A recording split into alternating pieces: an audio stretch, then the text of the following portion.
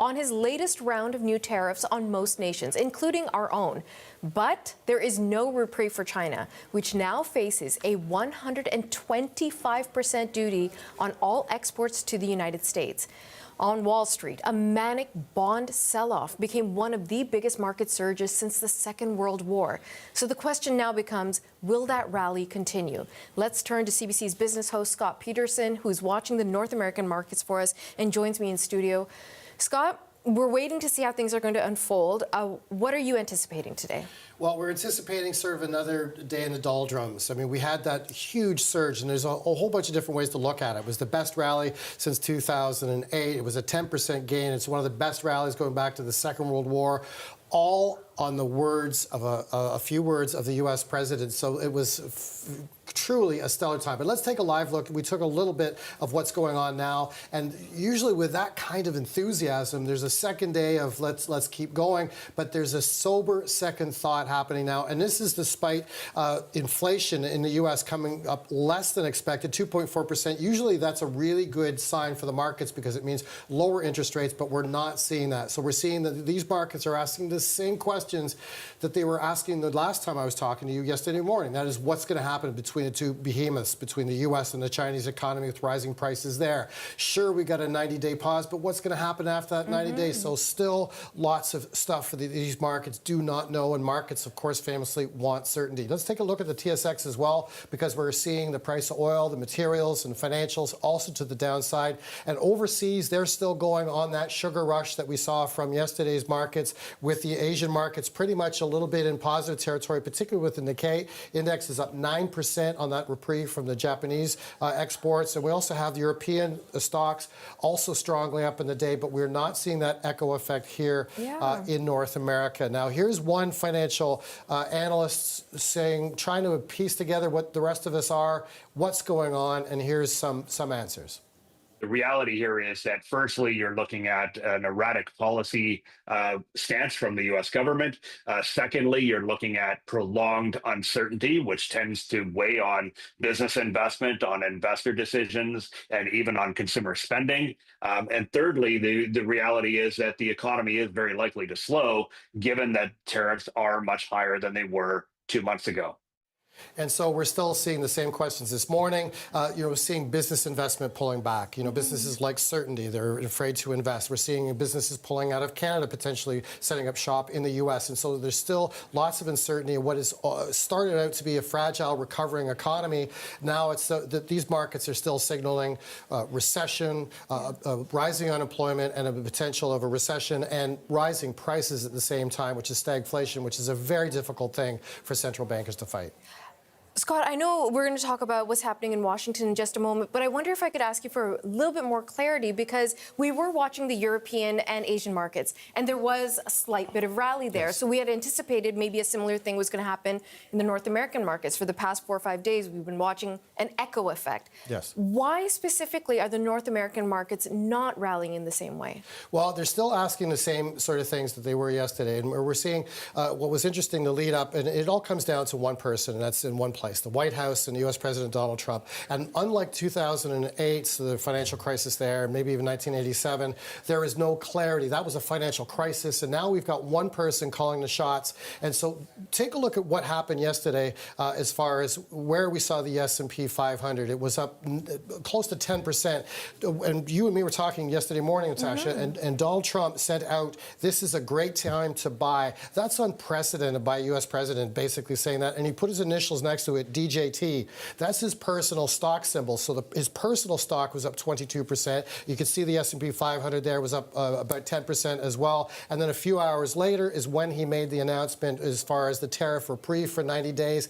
And that's when we saw the markets really going rally. So there's a lot of questions about why this is. Was he under pressure by the bond market, by executives wanting some kind of reprieve and clarity, or was it something else? And this is what Democrats are now asking. Here's, we heard from Adam Schiff as well as Richard Blumenthal from Connecticut, sort of asking a very fundamental question. Is Donald Trump manipulating these markets? I have no doubt that an investigation of stock dealing as well as potentially other investments is going to reveal deep corruption in this administration. insider trading is a real threat here, and I hope there will be a searching, penetrating investigation into the potential for manipulation and insider trading of securities. So those are very serious accusations, also very difficult to prove, and they're also looking for the Democratic push to see who has bought and sold stock 24 hours leading up to it. So lots of interest here. And again, just to reiterate, there's just so much riding on the words of one individual, and that's U.S. President Donald Trump, that it looks like whether he was under pressure or who has access to his inner workings in his mind just even a few minutes before he actually makes these announcements. This is absolutely something a lot of people are talking about. And I don't know if you would know this, Scott, because we're mixing economics, political policy, and now the law, because there are calls for potentially having an investigation into who knew what when. Yes. Who takes the charge on this? Who would have to come forward and say, okay, we're going to launch an investigation? Well, you know, ironically, it's the attorney generals and it's the overseers of the financial industry as well, but a lot of them have been decimated by the job cuts. Right. So there's limited overseers. There's a lot of accusations that guardrails to protect consumers and market players has been eroded away as well, because it's also interesting that this announcement for the tariff reprieve was at 1:30 during the open markets. And usually, you know, an announcement like that comes after the markets, so everyone has access to that information. So it's hard to say what kind of momentum this might pull, but the Democrats are very serious about getting to the bottom of it. That's such a good point, because all the tariff announcements, the White House has waited until 4 p.m. when trading stops, and then this pause on the tariffs is coming in the middle of the trading day. Really fascinating. It's really fascinating, really unprecedented at the same time. We'll continue to watch. Thanks so much for the clarity, CBC Scott Peterson.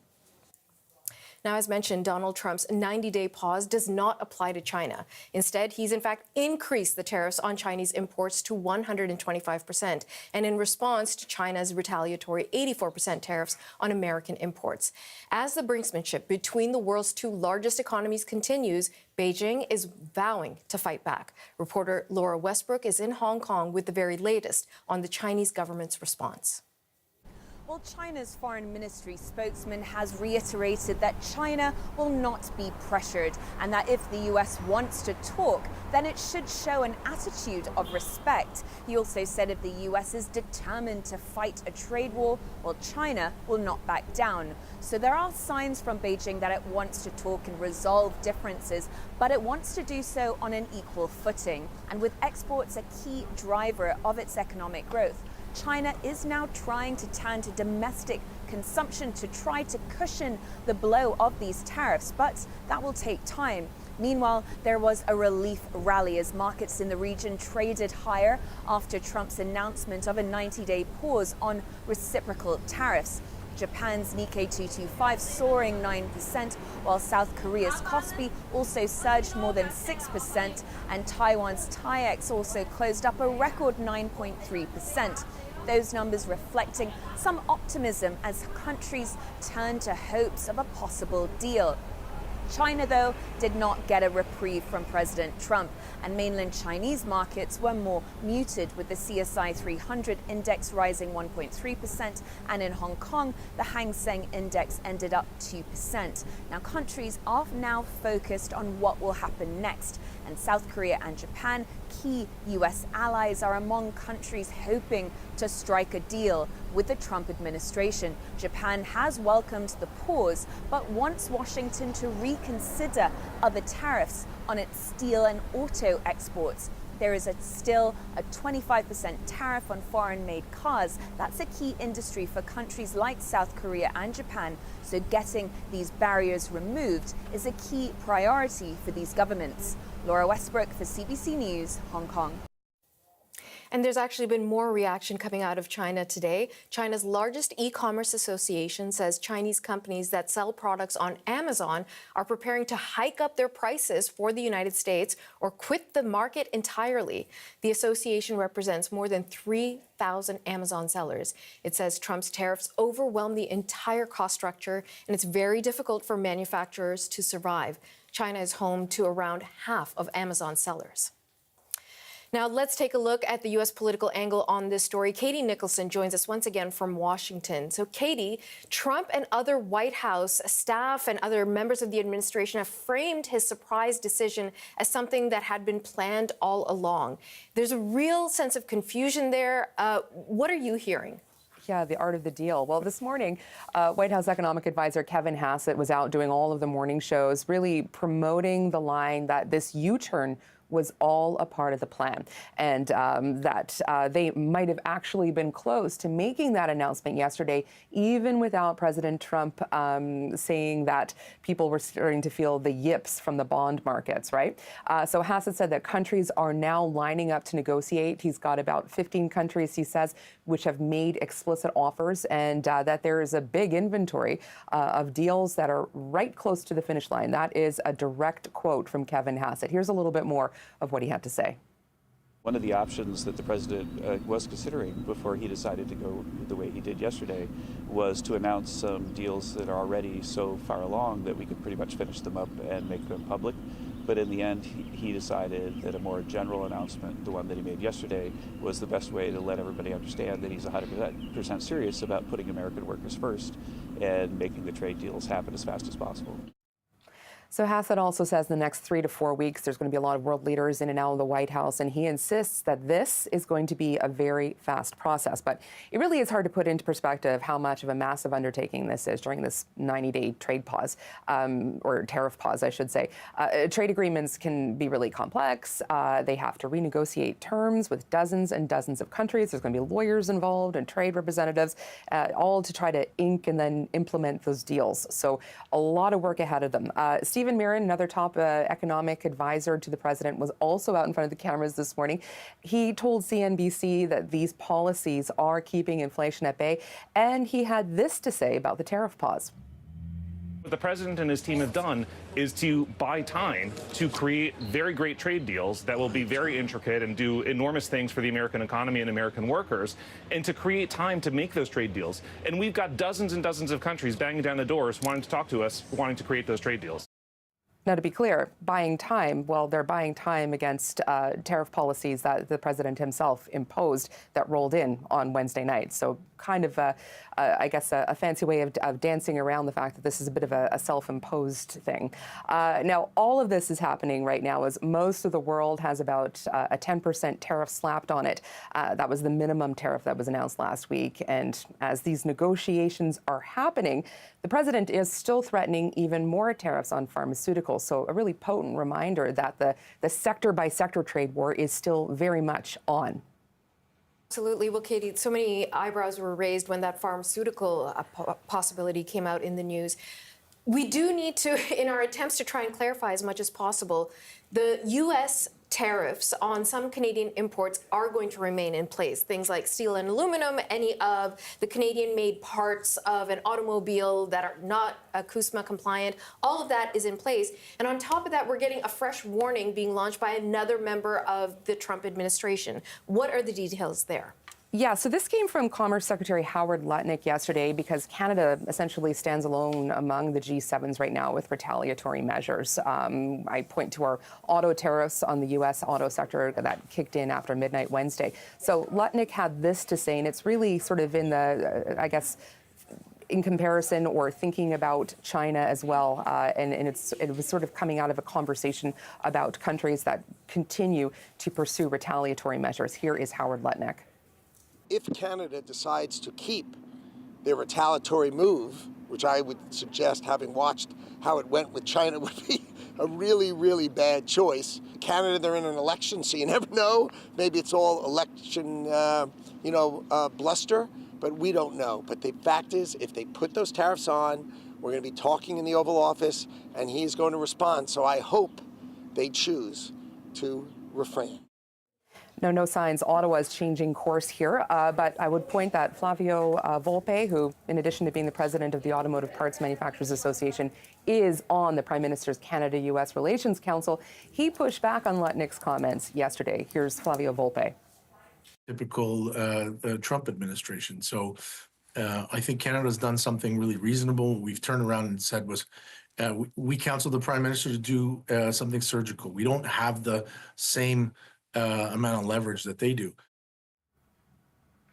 And Natasha, just want to end here talking about the U.S. and China because, of course, they've just been hitting each other with enormous tariffs, one after the other. U.S. Sort of China tariffs now 125, China's tariffs on the U.S. 84%. Despite all of these enormous numbers, the president last night saying he believes there will be a deal with China. He is open to negotiating, to talking to the president. And China saying today that the door for dialogue is open, but it's stressing that America needs to show China some respect. CBC's Katie Nicholson in Washington. Thank you, Katie.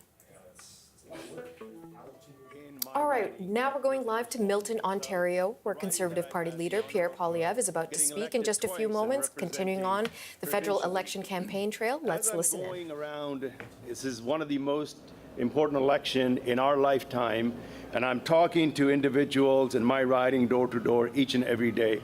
One thing that I'm hearing loud and clear is that after this lost Liberal decade, the cost and crime has gone up and economy has gone down under the America's thumb.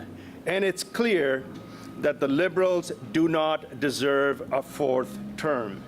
It is time to put Canada first and elect a Conservative government.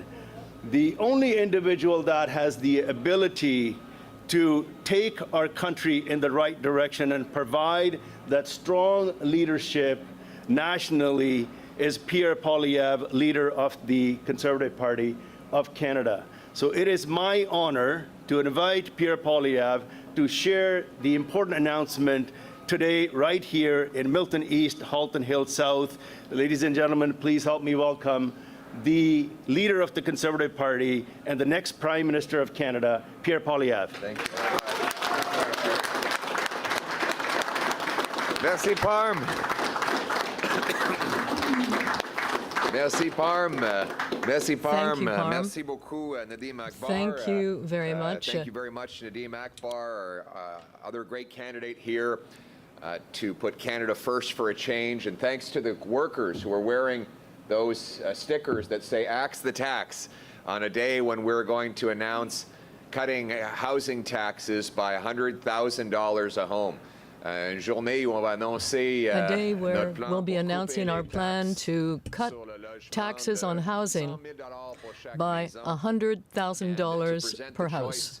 In the next election, after the lost Liberal decade of rising costs and crime and a falling economy under America's thumb, whether we're going to whether we can afford a fourth Liberal term, or whether it's time for a change in government to axe taxes, build homes, unleash our resources, and bring home our jobs to stand up to Washington with strength.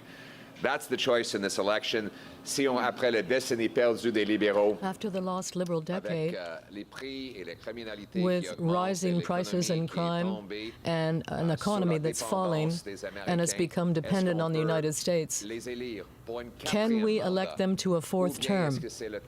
Or is it now time for a change with a new Conservative government that will cut taxes, build homes, and unleash our natural resources so we can stand up to Washington from a position of strength for a change? Before we get into that conversation today, we have to address once again yesterday's historic mistreatment of Canada by President Trump. I condemn President Trump for keeping the tariffs on Canada, all while he offered a 90-day pause on tariffs for dozens of other countries. It remains a mystery why the president treats Canada worse than dozens of other faraway countries who are not America's best friend.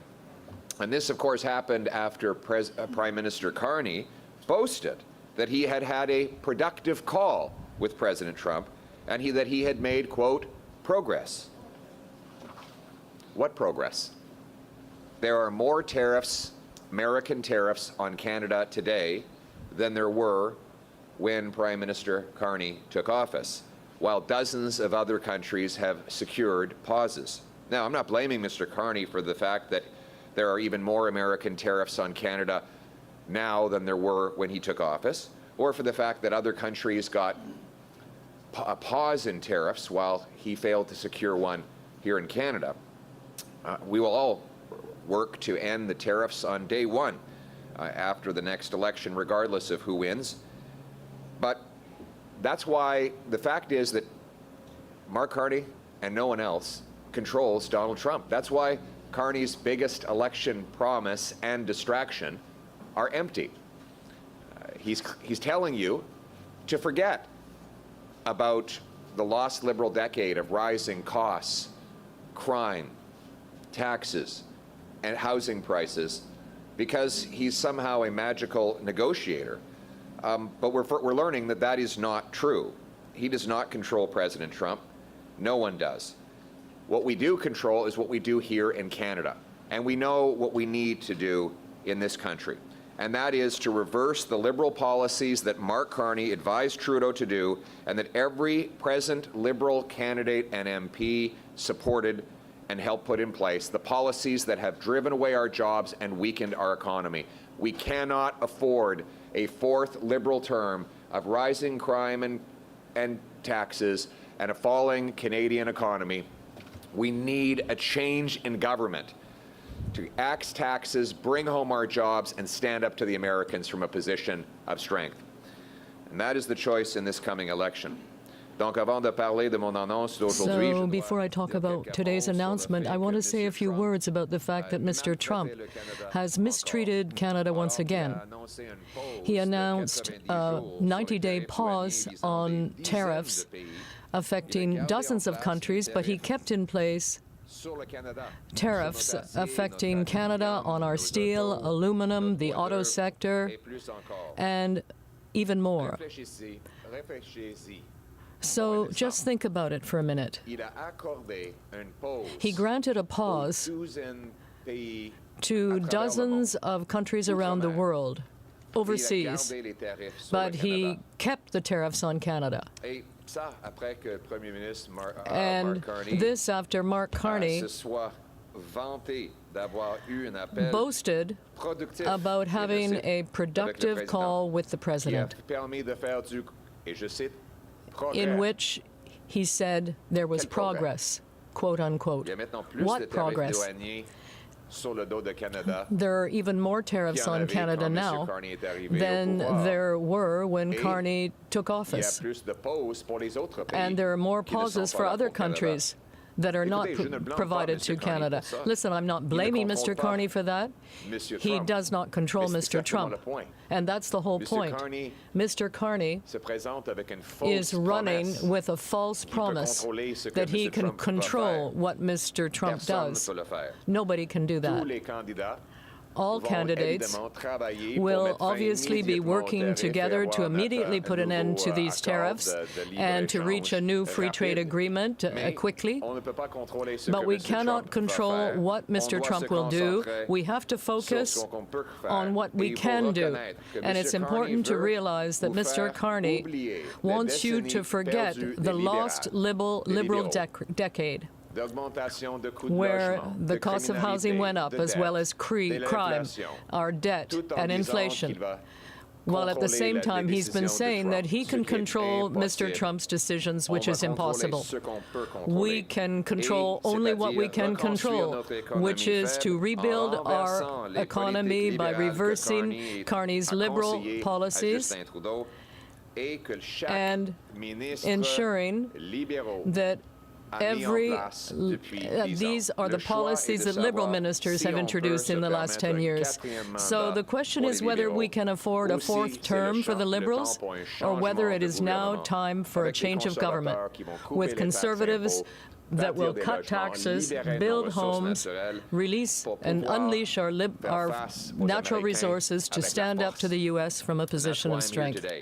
To restore Canada's promise that if you work hard, you can afford a beautiful home on a safe street in a thriving community under our proud flag. But after 3 Liberal terms, that promise is broken. Housing costs have doubled after the Liberals inflated housing demand with out-of-control immigration and money printing, while blocking housing supply with bureaucracy that drives up the cost of home building. So for the first time in our history, An entire generation of young people can't imagine buying their own house. I won't speak for them, but I would imagine many of these gentlemen here, many of the ladies and gentlemen here, who are literally building homes, can't afford to buy homes. That is the ultimate injustice. And it was never like this before the lost Liberal decade. Ça n'a jamais été le cas. It was never like this, that plumbers and carpenters and electricians who build our homes are not able to buy one. But that's the case after the lost Liberal decade. Housing inflation in the G7 under this Liberal government. And the worst of that inflation happened while Mark Carney was Justin Trudeau's economic advisor. Carney worsened the housing crisis in the United Kingdom, where he printed great sums of money and inflated the costs over there. He's been widely blamed by the British media for the housing crisis in that country, even though the Canadian media continues to cover up his disastrous overseas record. In Canada, back here in Canada, it now takes more time to save up for a down payment, 29 years in Toronto, than it used to take to pay off the whole mortgage.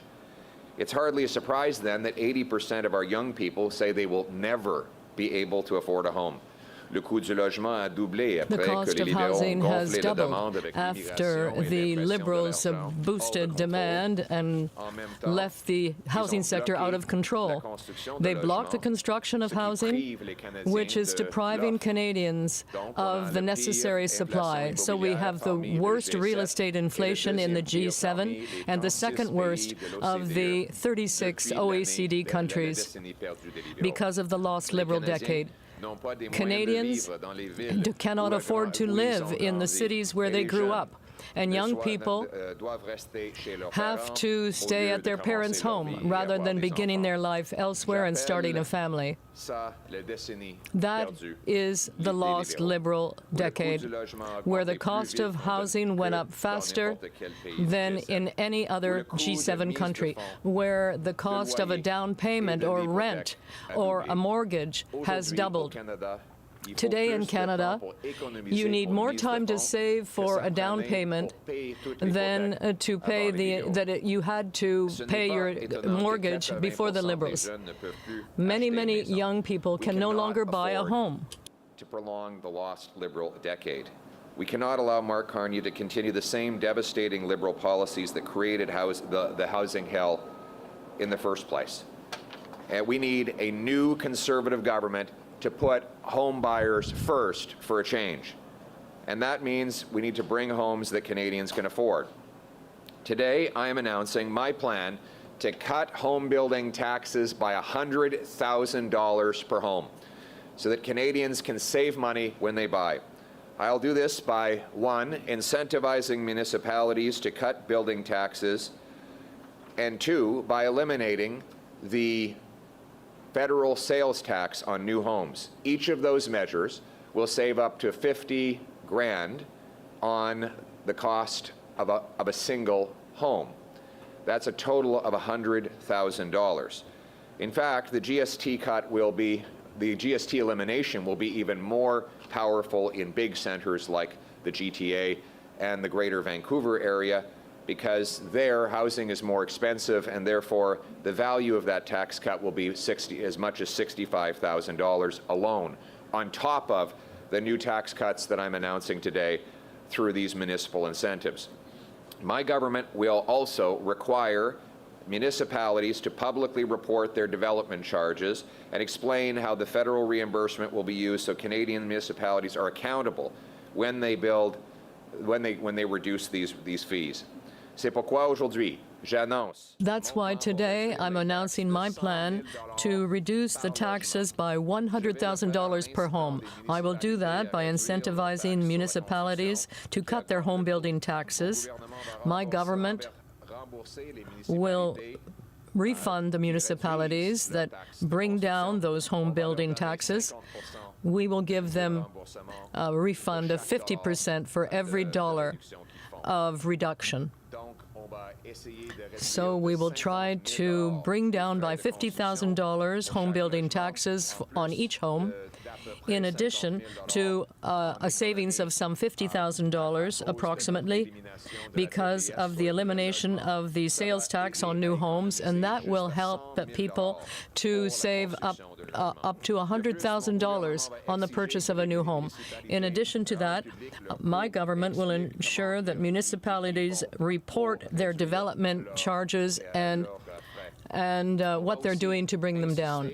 We will insist that municipalities free up land and accelerate building permitting in order to build 15% more housing. For 3 terms, the Liberal government has allowed taxes and development charges to spiral out of control, making the cost of housing even more expensive.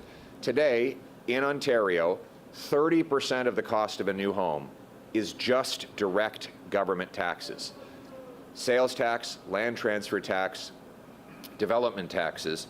On top of that, there are thousands of dollars of soft costs like delays, zoning, consultants, lobbyists, lawyers, and countless other fees. More money from a new home today built in Canada goes to bureaucrats in office buildings than goes to the carpenters, electricians, and plumbers that actually build the homes. Here in Toronto, development charges or building taxes have gone from $30,000 to $140,000. Across Canada, development charges are up $27,000 in the last 2 years.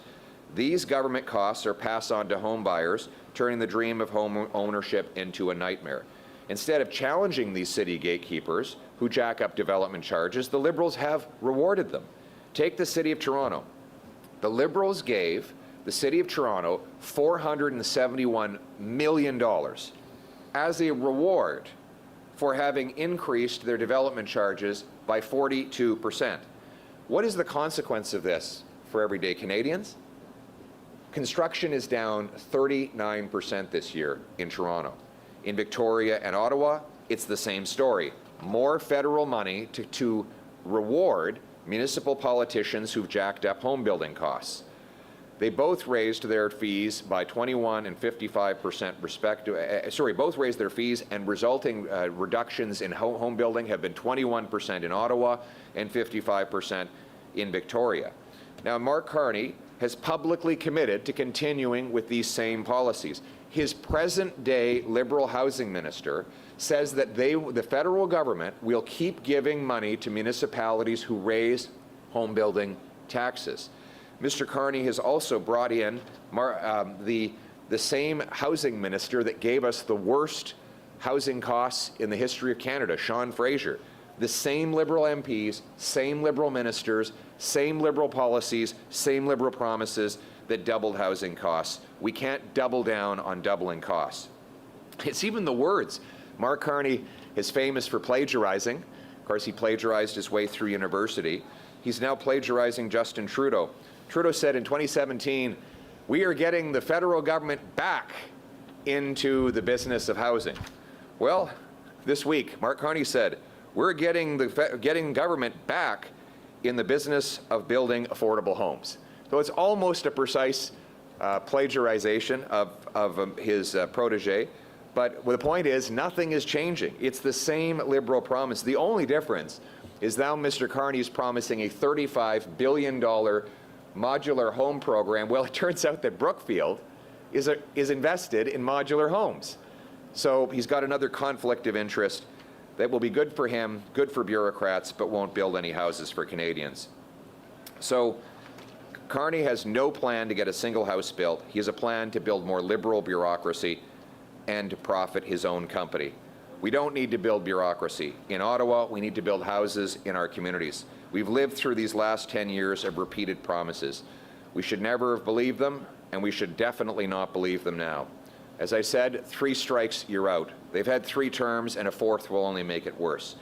Mark Carney s'est publiquement engagé à poursuivre. Mark Carney publicly pledged to pursue the same Liberal policies that doubled the cost of housing. He has the same MPs, the same ministers, and the same Liberal promises they've been making for 10 years.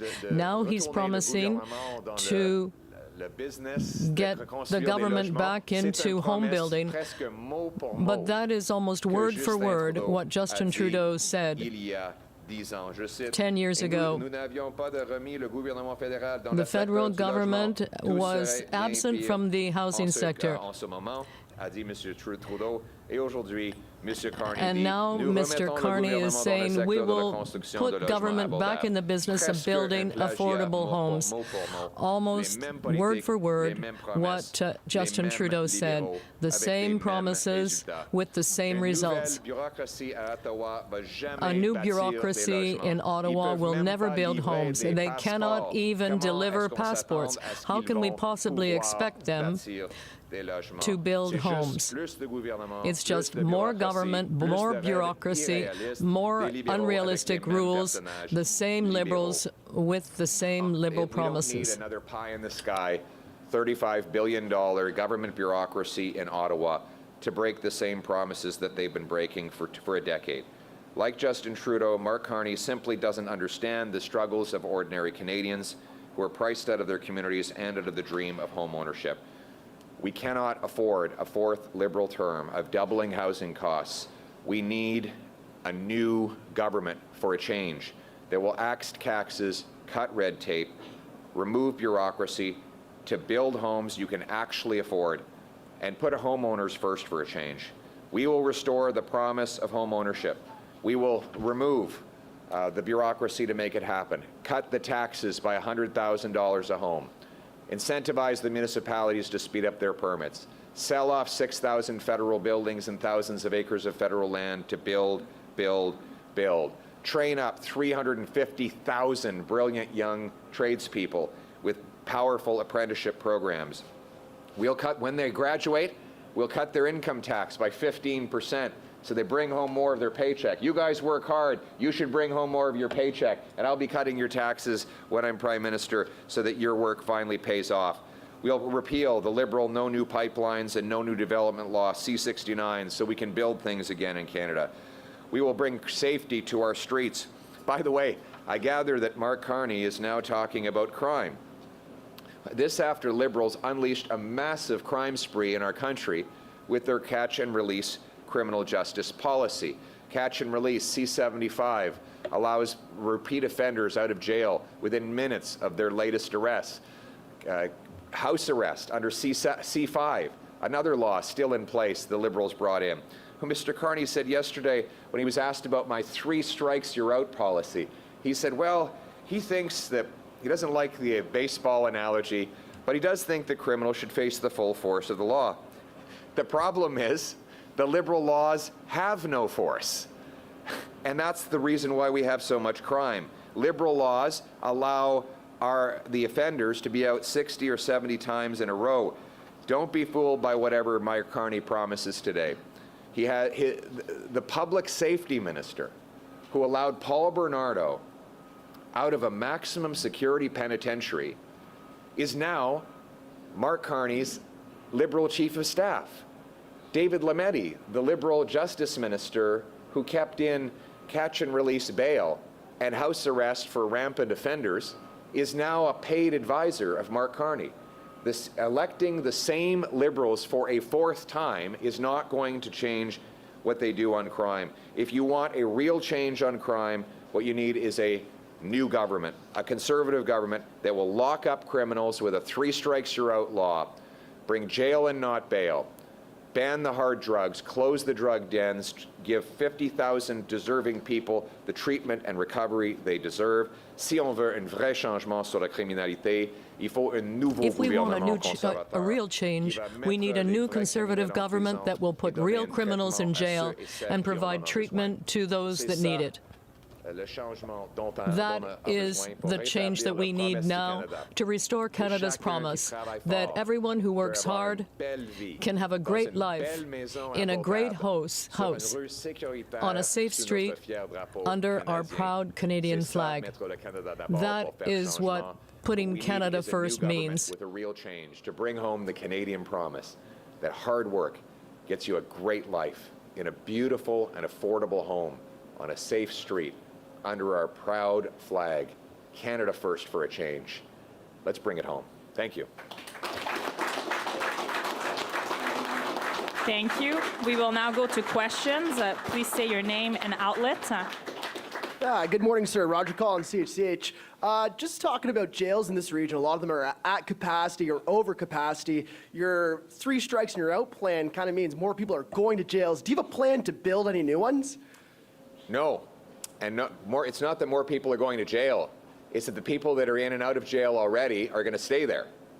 See, what's happening, we don't have a lot of criminals in Canada. That's the good news. The bad news is they're very productive. It's the same tiny group that go in and out of the revolving door. We have to reserve them a room anyway because we know they're coming back. In Vancouver today, Vancouver last year, they arrested the same 40 offenders 6,000 times. So each offender was arrested 150 times in 1 year. Those people basically have a reserved room in the prison. It's just that they keep getting released to reoffend. There's one guy in Penticton, his name is Levi. You can ask the police about him there. He does so much crime that when he's out of prison, the crime rate for the entire city goes up. That guy is in and out of jail constantly. The people that are shooting up our streets, they're in and out of jail constantly. So they're already reserved a room.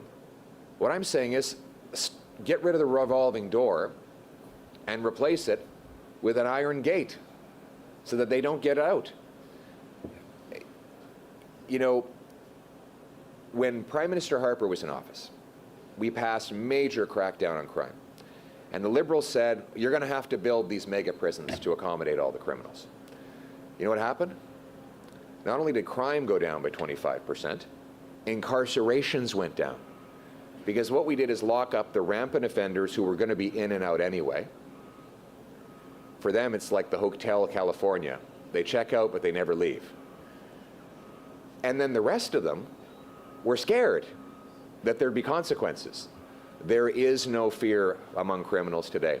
Police officers tell me that criminals don't even bother trying to avoid getting caught. They go in and rob liquor stores without a mask on, and they walk slowly out the door because they know there will be no consequences even if they are caught. As soon as there are consequences, the softer, less habitual criminals, they'll find something else to do because they'll know it's not worth losing 10 years of their life behind bars. And then the rampant offenders, they will be locked up for good where they belong. That is how we're going to stop the crime. Look, the choice is this. After the lost Liberal decade of rampaging crime in our communities, are you going to give them a 4th Liberal term, or is it time for a change to put law-abiding Canadians first with a new Conservative government? Thank you. En français, s'il vous plaît. Merci.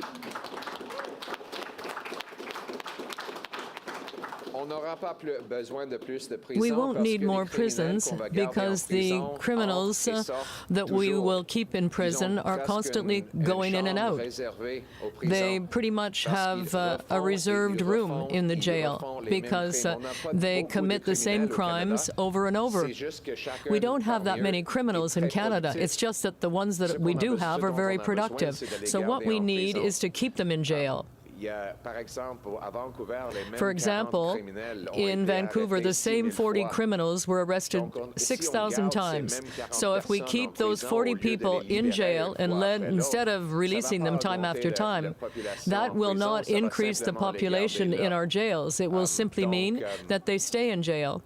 When Mr. Harper introduced new policies, we saw a drop in crime of 25%. In addition to that, there were fewer people in jail because the serious criminals decided not to engage in crime because of the real consequences. And that brought down the crime rate. But after 10 years of the Liberals, do we want to give a 4th term of crime and chaos to the Liberals? Or do we want change with a new Conservative government that will put Canadians' safety first? We'll go to the next question. Good morning, Mr. Poilievre. This is Nitin Chopra from Prime Asia. Hi, Nitin. Good to see you. Thank you. Mr. Poilievre, crime is a serious issue, and you recently held a Stop the Crime rally. Yes. And for the last 5 years, we covered so much of crime incidents. Every day, multiple incidents, car thefts, to home invasions, and in last 10 days there was more than 6 deaths inside the house shooting, and those people we 6 lost deaths? Where? in GTA, GTA. and the businessmen are targeted. Earlier it was extortions, now it's a shootout. And you recently announced the new 3 strikes. You are out of law. If you are serious in the crime, my questions here, because most of the police associations, most of the law enforcement agencies are endorsing you. And if you're serious in stopping the crime, the question is, why can't we punish the criminals on the first conviction? Why can't we have the laws like Dubai or a US? And why can't we have the self-protection laws here in Canada? Thank you. Thank you. Good question. And you're right. It has been absolute crime and chaos in the GTA after the lost Liberal decade. And we cannot trust the same Liberals who caused the problem to fix it. We need a new Conservative government that will lock up the criminals and stop the crime for a change. Now, your question was why not 1 strike instead of 3 strikes? Well, there will be mandatory jail time again for serious crimes, even on the first offense. So I have said that we will have mandatory life sentences for anyone caught selling more than 40 milligrams of fentanyl, engaged in human trafficking, or gun smuggling. Violent offenses will once again have mandatory prison times and of over 10 years. But what I'm also proposing is that anyone with 3 convictions for serious offenses will get a mandatory prison sentence of 10 years to life, and that they will only ever be released after that 10 years if they prove beyond a shadow of a doubt that they're no longer a risk. And the only way they can do that is through impeccable behavior, consistent, clean drug tests, and by learning an employable skill in prison that shows they'll be able to get a job and contribute to society. If they don't do those things, a 3-time offender will literally never get out of prison. And so this will be the biggest crackdown on crime in Canadian history. We will be locking up the criminals for good, and your community, Nitin, will be safe once again for a change. Thank you. En français, s'il vous plaît. La question, c'est pourquoi The question is 3 au lieu d'1. why Premièrement, on a 3 déjà times and you're annoncé out? qu'on va mettre Well, en place des previously, peines we obligatoires announced that we would introduce mandatory pour prison les terms criminels sérieux, for serious que ce soit criminals, le trafic d'armes, whether de it is fentanyl, gun smuggling, ou le trafic de fentanyl personnes, trafficking, or que ce human soit trafficking, d'autres crimes or violents, other des violent crimes crimes, faits aux femmes et aux enfants, violence against women and seront children. punis avec All des of these peines crimes obligatoires will aussi. be subject Pour to la mandatory première prison fois. sentences Mais on for the ajoute en first ça time. But to that, we are adding 3 coups, et c'est fini. our policy of 3 strikes, you're out. And that will guarantee that criminals stay in jail, maybe for life, but for at least 10 years after a 3rd offense. And the only way they'll be able to be released from prison is by proving that they have changed, that they have good behavior, and that they've had clean drug tests.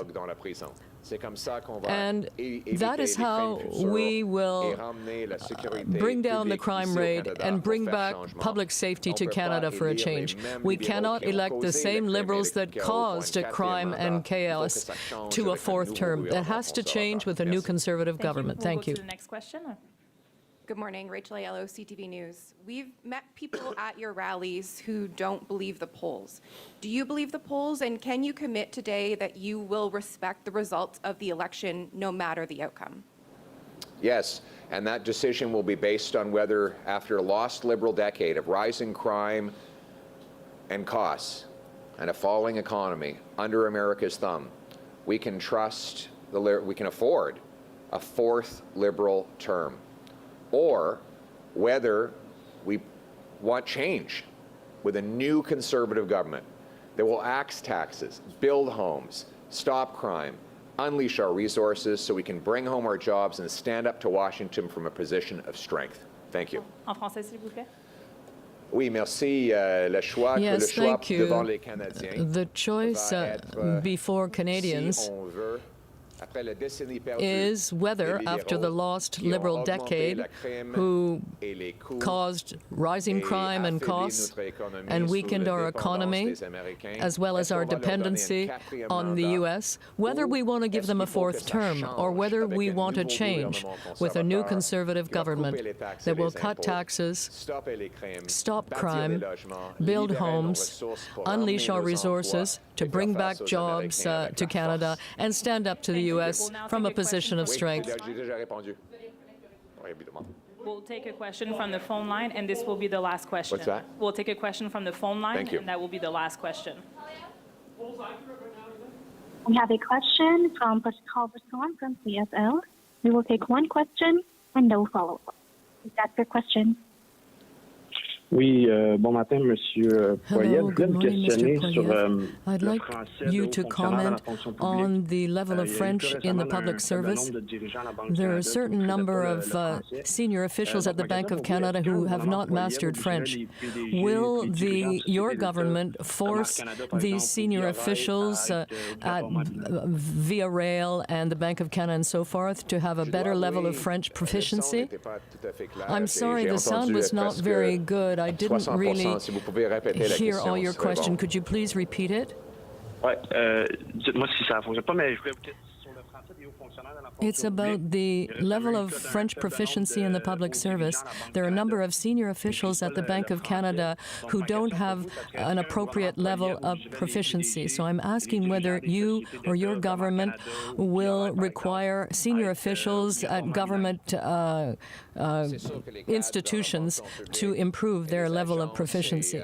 Certainly, senior officials at Crown corporations and these types of institutions must be able to speak French because their consumers and their public is both Francophone and Anglophone. So as Conservatives, we respect the Official Languages Act, and we will ensure that senior officials in all government positions can provide services and work with their employees in both official languages. Thank you. This concludes the press conference today. Thank you very much. All right. Good to see you guys. Thank you very much. Good to see you. Thank you very much, guys.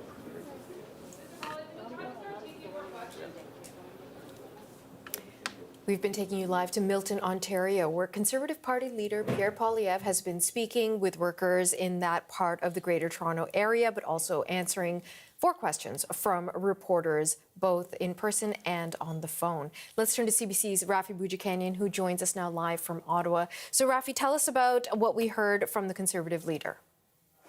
Natasha, I'll get there, but I just want to point out that once again, the Conservative leader did not take questions from CBC at this media availability. We're about halfway through the campaign, and the Conservatives have not taken questions from CBC since the first week. They did take one from Radio-Canada yesterday, and you may have heard some shouting there at the end of the news conference. That's because reporters tried to get more questions in to the leader.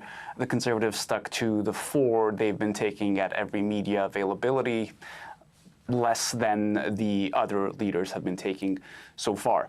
Now, as for what we heard from Mr. Poilievre there, I do want to just quickly fact-check a couple of things. He opened his remarks by saying that the Canadian, Canada is still being hit with tariffs, even though Donald Trump has paused them elsewhere. Donald Trump has not paused tariffs. He's paused tariff hikes. Most countries are still being hit with that 10% base tariff.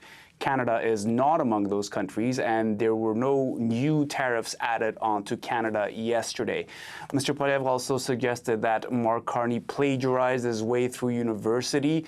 There was a National Post article earlier in this campaign cycle that detailed how there may have been 10 instances in Mark Carney's PhD thesis that appeared not to cite a work that he is citing elsewhere in that document. And then finally, Mr. Poilievre mentioned this statistic of 6,000 criminals that have been, 40 criminals that have been arrested 6,000 times by Vancouver police. That is from a Toronto Star article where the Vancouver police have mentioned that there have been 6,000 negative interactions, which is not quite the same as an arrest. It could include include things like an encounter with the police or getting written up, and not all of that is violent crime. Some of it is property crime, according to the police themselves. Now, as for his announcement, I mean, this is about housing. It's something that has really propelled the Conservatives in the polls in the last couple of years, really helped bring them ahead of the Liberals until Donald Trump really became the dominant issue in this campaign. What Mr. Poilievre is proposing is that he would help cut down on home purchases by incentivizing municipalities to get rid of what's called building or development charges. And he's saying he'll do that by helping pay for some of that money that the municipalities would otherwise lose on.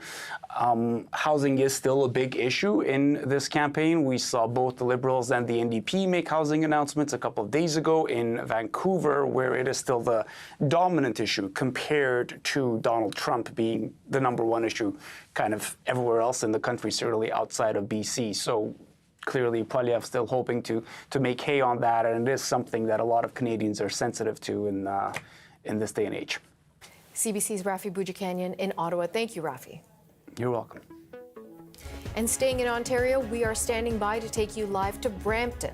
Now, at any moment, we expect to see Liberal Party leader Mark Carney. He's campaigning in the vote-rich Greater Toronto area, as is the Conservative Party leader today. And we are going to bring you the Liberal leaders' remarks as soon as they get underway. It'll be interesting to see, considering what we just heard from the Conservative leader, if Mark Carney is going to address any of the allegations or accusations made by the Conservatives.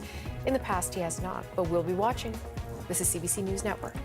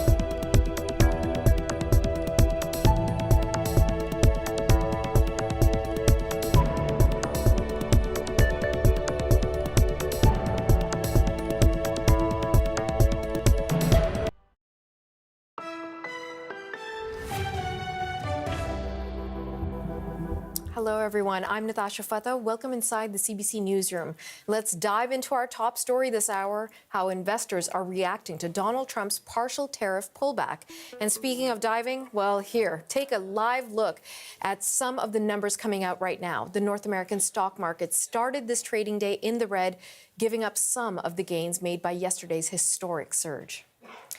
Now, that surge was one of the biggest market rallies since the Second World War. It happened mere moments after the U.S. president's announcement that he was temporarily hitting the pause button on his latest round of tariffs for dozens of nations, including our own. However, there is no reprieve for China. It now faces a 125% duty on all exports to the United States.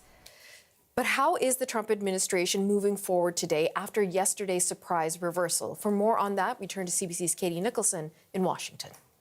This morning, White House economic advisor Kevin Hassett was out doing all of the morning shows, really promoting the line that this U-turn was all a part of the plan, and that they might have actually been close to making that announcement yesterday, even without President Trump saying that people were starting to feel the yips from the bond markets, right?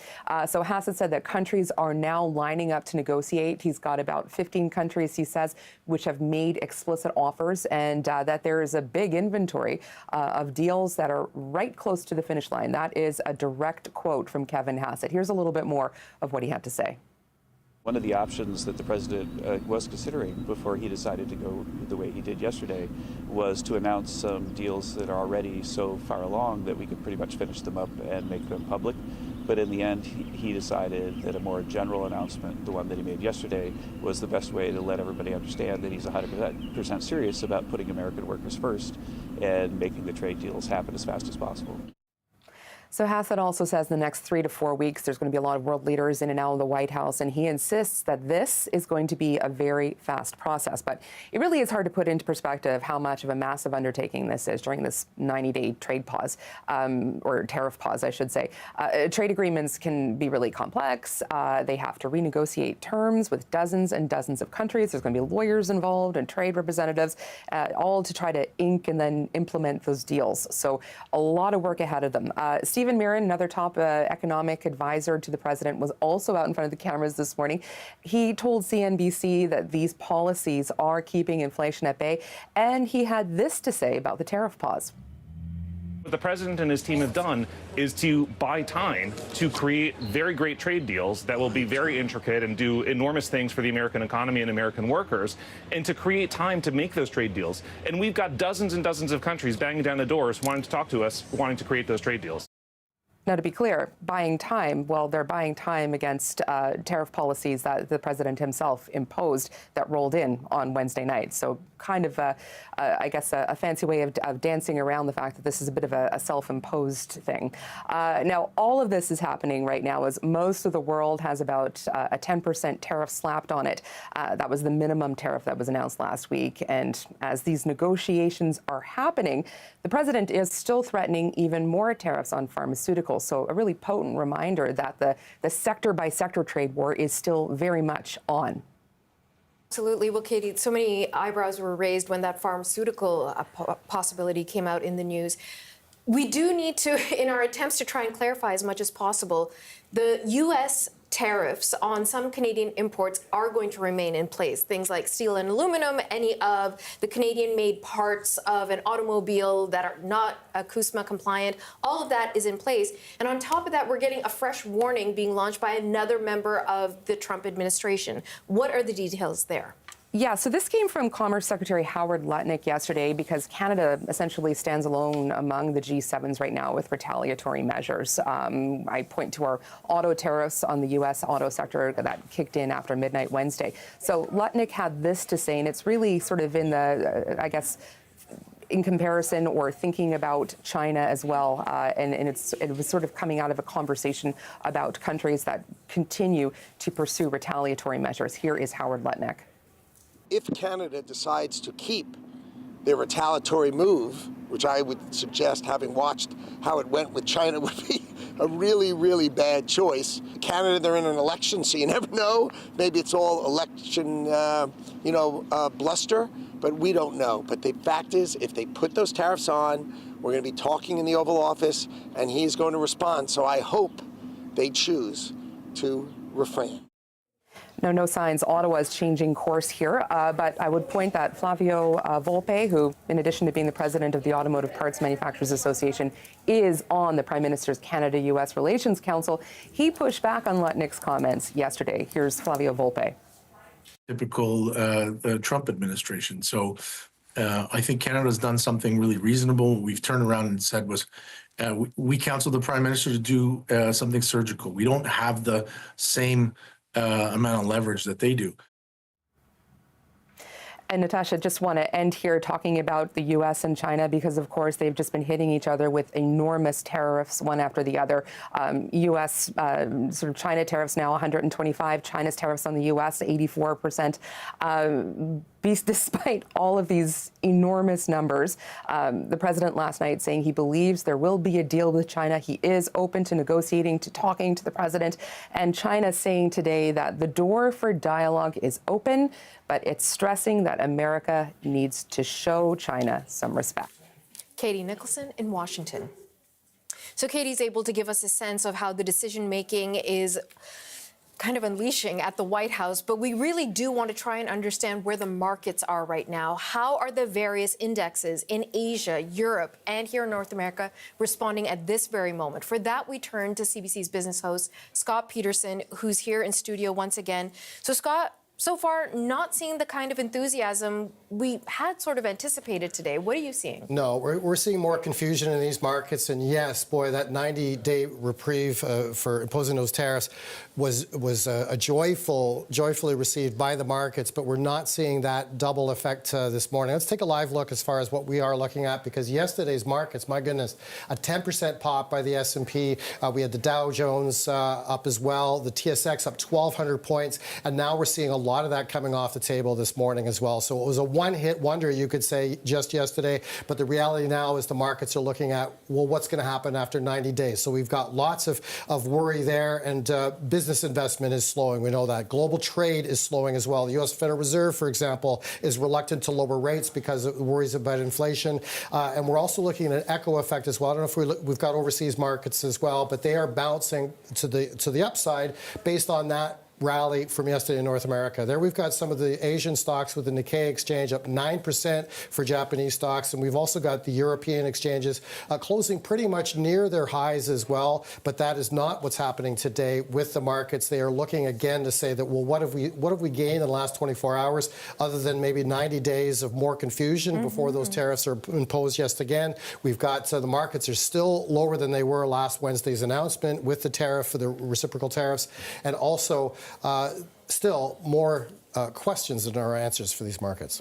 And there was this decision made by the president, or at least the announcement made by Donald Trump in the middle of the trading day. And that's raised a few concerns. It's raised a few eyebrows. And now there's this growing questioning about maybe his actions and who's been around him. There needs to be some sort of investigation, or at least some sort of probe into this. Yeah, there's a look at what's going on with these markets, what's behind the decisions. I mean, Donald Trump has said, this decision came from the heart, and that he had pressure from bond traders because yields were rising there. So there's a lot of different reasons that what Donald Trump is saying. But nonetheless, we looked at this together when Donald Trump at 9:37 after the market opened saying now is the time to buy with his initials DJ. That's his personal stock trading symbol, and those shares up 22% during the trading day. Here's the S&P 500, and right after that 1:30 announcement with the tariff reprieve, we saw the markets really spiking up. So the question being is, if you had information 5 minutes before that announcement, who might be benefiting from that? And here's Adam Schiff, Democrat, asking that very question. Is this market manipulation? Someone is knowing about these events in advance, and they may have an hour to know, or they may have a day, but someone knows. And the question is, are they trading on that information? Are they profiting? While people's retirement savings are on fire, are people in the administration making money out of it? So a very interesting question on that. And unlike the 1987 crash, unlike the 2008 financial correction, where there's a whole flurry of things that went wrong for those markets to tank, we're seeing now the effects really from one person, and that's Donald Trump. Okay, we'll keep watching. CBC Scott Peterson. Thanks so much, Scott. Now, as we've reported, those U.S. tariffs on automobiles and steel and aluminum, they remain in place on Canada. Meanwhile, the Trump administration has its sights on Canada's retaliatory measures. Rafi Boudjikanian is in our parliamentary bureau in Ottawa. So, Rafi, before I launch into the question, I just want to give a warning that I might have to interrupt you should Mark Carney step up to the podium. You can see him there, the Liberal leader, about to make an announcement at a campaign event. We also see Bill Blair there as well. So while we wait, Rafi, this is all playing out on the campaign trail, the ongoing saga about the tariffs. What are you hearing from the various party leaders so far? Well, let's just start with that comment by Howard Lutnick, because so far, if any Canadian officials have heard it, they are not heeding what he's saying. The countermeasures are staying in place in Canada. Late yesterday evening, Mark Carney reacted by posting on social media to the tariff pause, and he said, I believe we have that tweet, we can put it up on your screen as I read it to you. He said that the pause on reciprocal tariffs is a welcome reprieve for the global economy. He noted that the president has signaled the U.S. will engage in bilateral negotiations with a number of other countries. And Carney also went on to say that this means Canada, too, has to focus on trade negotiations with other countries. And that's something he's been saying really throughout this election campaign, which has largely been about dealing with Donald Trump. This morning, we've already heard from Pierre Poilievre at a news conference in Milton. He was largely focused on housing, but he did speak about Donald Trump and Mark Carney at the beginning of his remarks. Let's have a listen. Carney's biggest election promise and distraction are empty. He's telling you to forget about the lost Liberal decade of rising costs, crime, taxes, and housing prices, because he's somehow a magical negotiator. But we're learning that that is not true. He does not control President Trump. No one does. That magical negotiator idea was put everything off of the fact that there are still tariffs on Canada. Of course, Canada does still have tariffs, but it's not part of that 10% that's hit other countries, and there were no new tariffs put on Canada yesterday. Now, we've also heard from Jagmeet Singh. He was in Saskatoon last night, and he addressed the pause as he was speaking to his supporters. I know a lot of us are worried about the roller coaster ride that is the threat of Donald Trump. One day there's tariffs, then there's pauses, there's threats. The threats are on or off. It's stressful. People are really worried, and they're worried about what it means for their lives. They're worried about what it means for their families. They're worried about the cost of living is already so high. Will this trade war drive up my cost of living? Carney's announcement today is expected to be about public safety, Natasha, but I really wouldn't be surprised if he gets a couple of questions about the tariff pause. Absolutely. It's such a big topic. So we're halfway through this federal election campaign, Rafi, and it might be worthwhile just reminding the audience of what policies are being introduced, what are the leaders really pushing? Yeah, so Poilievre talked about housing today. That's an issue that's really worked for him in the last couple of years, allowed him to almost, really propel ahead of the Liberals for a while before Donald Trump imposed himself on this campaign. Poilievre proposing today that he would incentivize municipalities to cut down on their own development or building taxes by paying the money, essentially the federal government kicking in a part of the money that municipalities would otherwise collect from those building taxes, saying that on top of the GST cut he had already introduced for first-time home buyers, that could save up to $100,000 on new home purchases. Mark Carney is going to be talking about public safety. We've heard that will be about gun control specifically, and I think he's about to speak, so you might be about to tell me to Yes, I be didn't quiet. want to be rude about it, Rafi, but yes, we'll come back to you in just a moment. And let's head over to Brampton, where Liberal Party leader Mark Carney is speaking. d'être ici aujourd'hui. today, but I want to especially thank you from making the commitment to represent Canadians. Nathalie knows the consequences of hate, violence, and inadequate firearms regulations. And I am touched to have you with us today.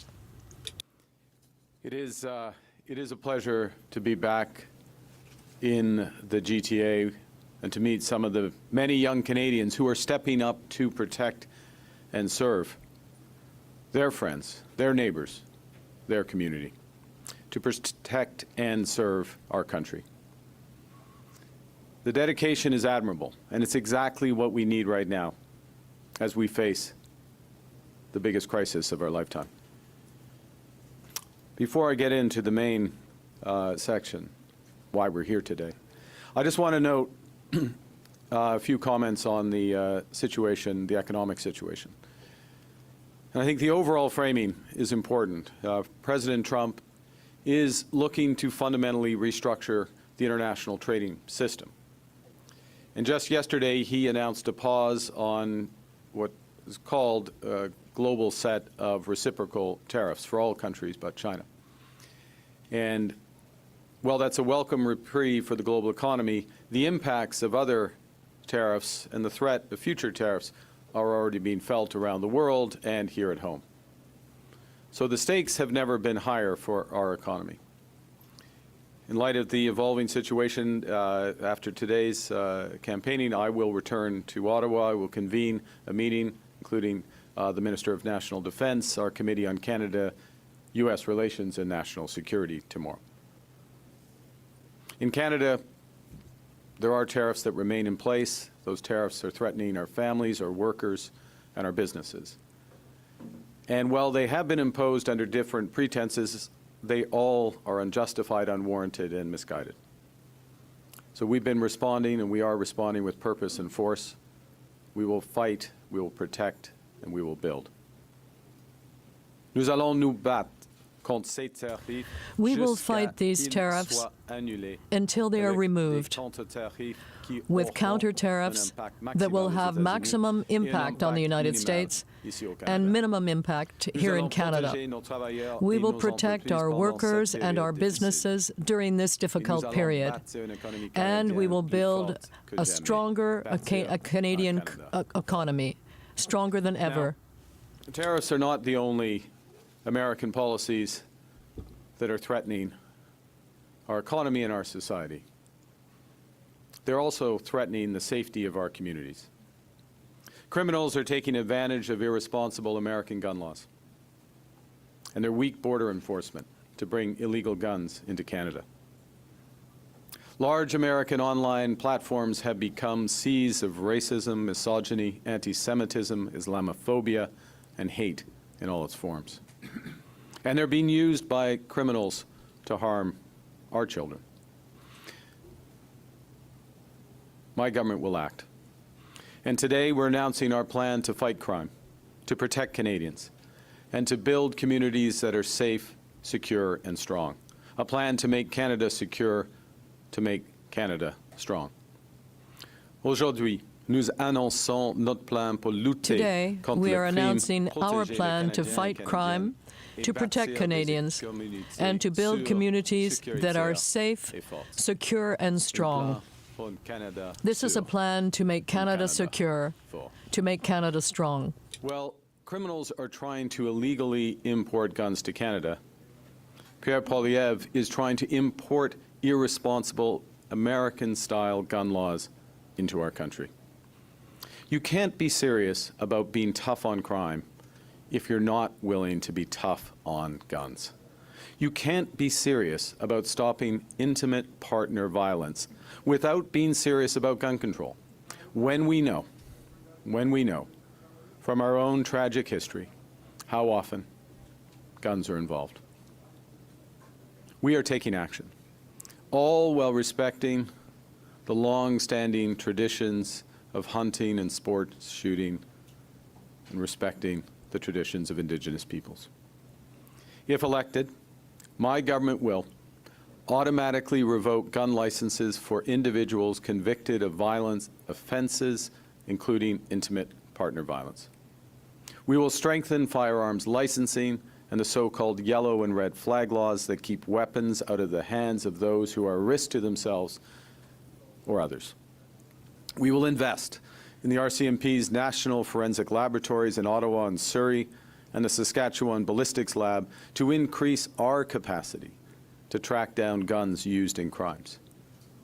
We will quickly, and I mean quickly, reinvigorate the buyback of assault-style firearms and leave the classification of new firearm models to the RCMP, to the experts, not to the gun industry.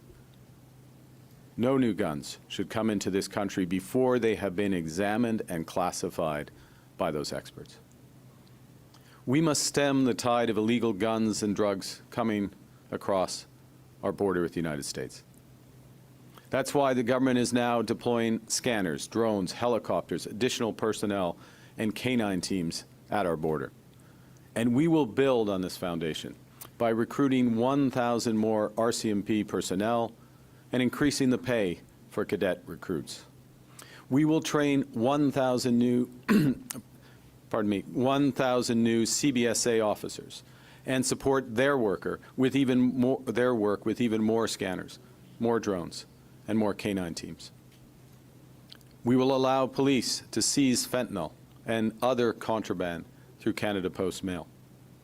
We will strengthen the Public Prosecution Services of Canada to hold those who profit from criminal activity to account and to repay the people who put themselves on the line, every day to protect our well-being.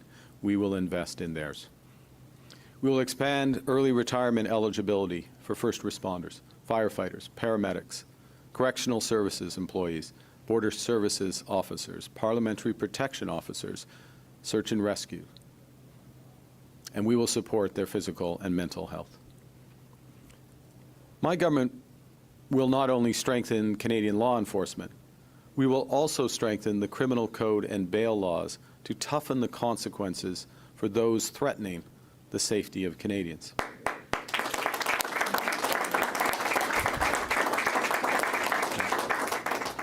To ensure that Canadians feel safe in their homes and communities, we will make bail harder to get for those charged with stealing cars using violence, stealing cars for a criminal organization, for home invasion, and for certain human trafficking and smuggling offenses.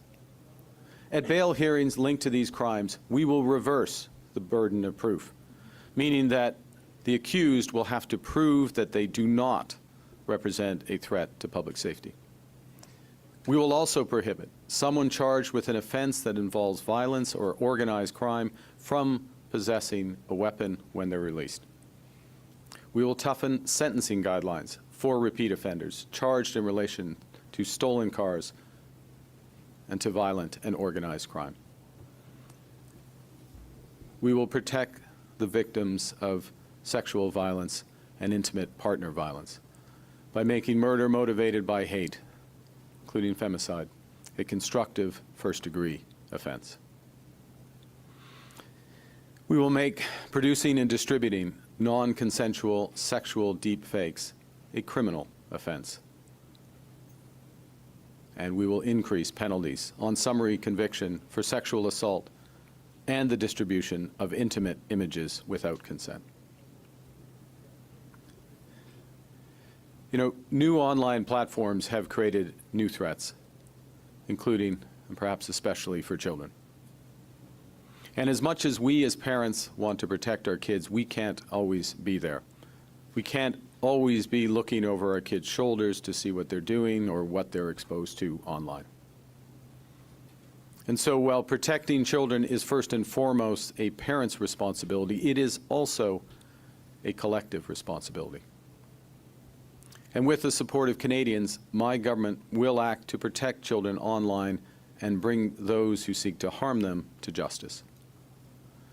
We will first introduce legislation to protect children from online exploitation and extortion. We will provide new funding to the Canadian Centre for Child Protection. We will give more tools to law enforcement and to prosecutors. We will raise the maximum sentence for child luring. And when it concerns harms to children, we'll extend both the amount of time data will be preserved and the period during which charges can be brought forth for these crimes. Unfortunately, the rising tide of hatred online is overflowing onto our streets. Violence and intimidation have no place in Canada. Anti-Semitism and Islamophobia must be denounced in the strongest possible terms. And I am appalled by the horrific incidents and numerous incidents in our country in recent years. I go to church myself, and I've reflected on stories like what has happened with the Temple Sinai Synagogue, what they've had to face right here in the GTA. Its signage has been repeatedly set on fire. Its congregants now have to pass through metal security bollards before they can even enter. And its leaders have had to set up active shooter drills to prepare for the worst. I've heard this advocacy directly from the community, including from last month's National Anti-Semitism Forum. There are also far too many violent Islamophobic attacks on mosques and other places of worship and community centers across this city and across this country. And I'll be clear.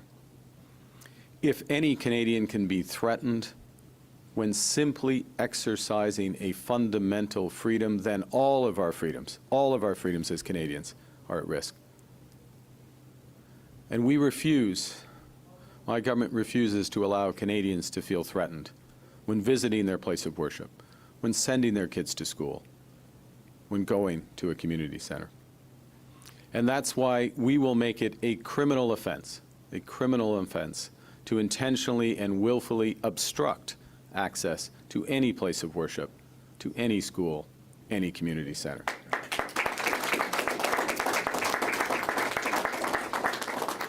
And we will make it a criminal offense to intimidate or threaten those attending services at these locations. Finally, while tackling crime is essential, it is, of course, better to prevent it. It starts by making sure that every child in this country can grow up safe, healthy, have a chance at achieving their potential. And that's why we'll also extend the Building Safer Communities Fund, a fund that steers and does good work to steer youth away from crime and towards real opportunities, and why we're supporting Indigenous-led community safety priorities. It's why this government will continue to place the highest priority on high-quality, affordable childcare, on free school meals for those who need it, a dramatic expansion in training, including in apprenticeships in the skilled trades, and a step change in the construction of deeply affordable housing as part of broader efforts by municipalities and provinces to combat homelessness. Les Canadiens et les Canadiens savent que nous Canadians know that we all share a responsibility to protect our communities and that we must look after one another. Canadians believe, in fact, our country is founded on peace, order, and security. Its promotion is the core responsibility of good government. My government will do its utmost to fulfill that mission. But ultimately, safe communities come from within, from who we are and how we treat each other. It's not the Canadian way to stoke fear, anger, and division. It's not the Canadian way to point fingers at each other. The Canadian way, our way, is to come together, to solve problems and to look out for each other. That's how we build communities that are safe, secure, and strong. That's how we make Canada secure. And that's how we will make Canada strong. Merci. Thank you very much. I look forward to it. period. We'll take questions from the delegation first before moving on to local media. First question, Karina. I'm short. I'll just go on my tippy toes. Karina Roman, CBC News. The European Union has paused its retaliatory tariffs. Howard Lutnick has warned Canada to learn lessons from China's retaliation. What do you need to see in order to remove Canada's counter tariffs? Well, first thing, I'll say a couple of things, if I may. First, it was welcome, the President's pause on reciprocal tariffs, as you know, but just for clarity for everyone. That didn't specifically apply to Canada. We didn't have reciprocal tariffs on, but the pause applied to most other countries in the world, with the exception of China. I spoke with President von der Leyen earlier today, had an exchange. I understand their decision to have developed countermeasures, but to delay the implementation pending negotiations. We've had very direct and frequent conversations with the United States officials, myself with the President, Minister LeBlanc with his counterpart, Secretary Lutnick. I think they understand our position. We have been subject to a series of direct tariffs that are still in place with respect to steel and aluminum, with automobiles, and of course I will call them the fentanyl tariffs that are in place. Key point is that we have agreed to begin negotiations between the Prime Minister and the President immediately following the election, and we will ensure that the ground for those negotiations is constructive while we stand firm with our workers, protecting our workers, and building this economy. En français, je viens d'avoir une bonne discussion avec Madame. I just had a very good discussion with President von der Leyen of the European Commission. She fully understands, and I fully understand, the European Commission's strategy. The reprisals have been postponed for 90 days in order to encourage negotiations between the European Union and the United States. Yesterday's announcement by President Trump was a welcome one, and it affected many countries around the world with the exception of China.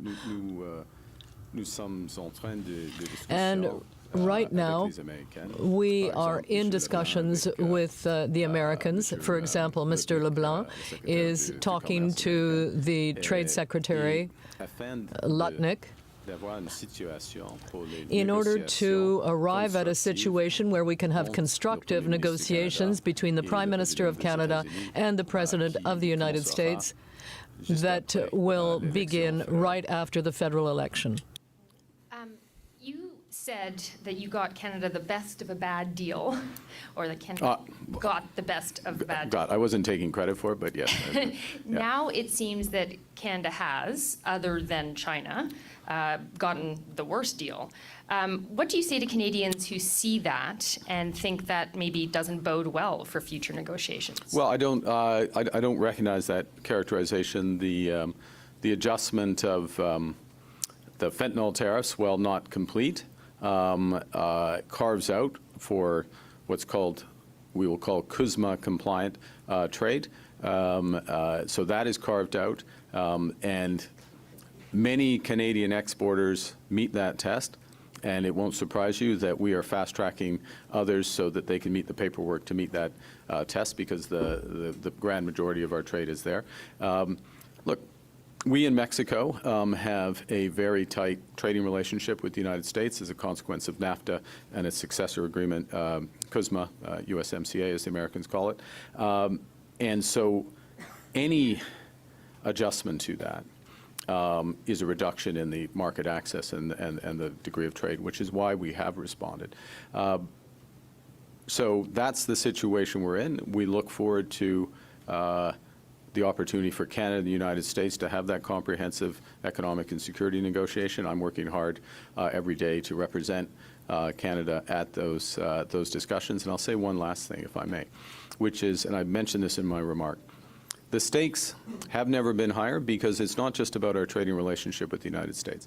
It isn't an accident that I spoke to President von der Leyen today because there is an interest in deepening our trading relationship with the European Union, with the United Kingdom, with like-minded partners in Asia. And the question is, one of the big questions in this election is who's going to protect Canadians, but also who's going to represent Canada at those negotiations, who's going to get the best deals for Canada.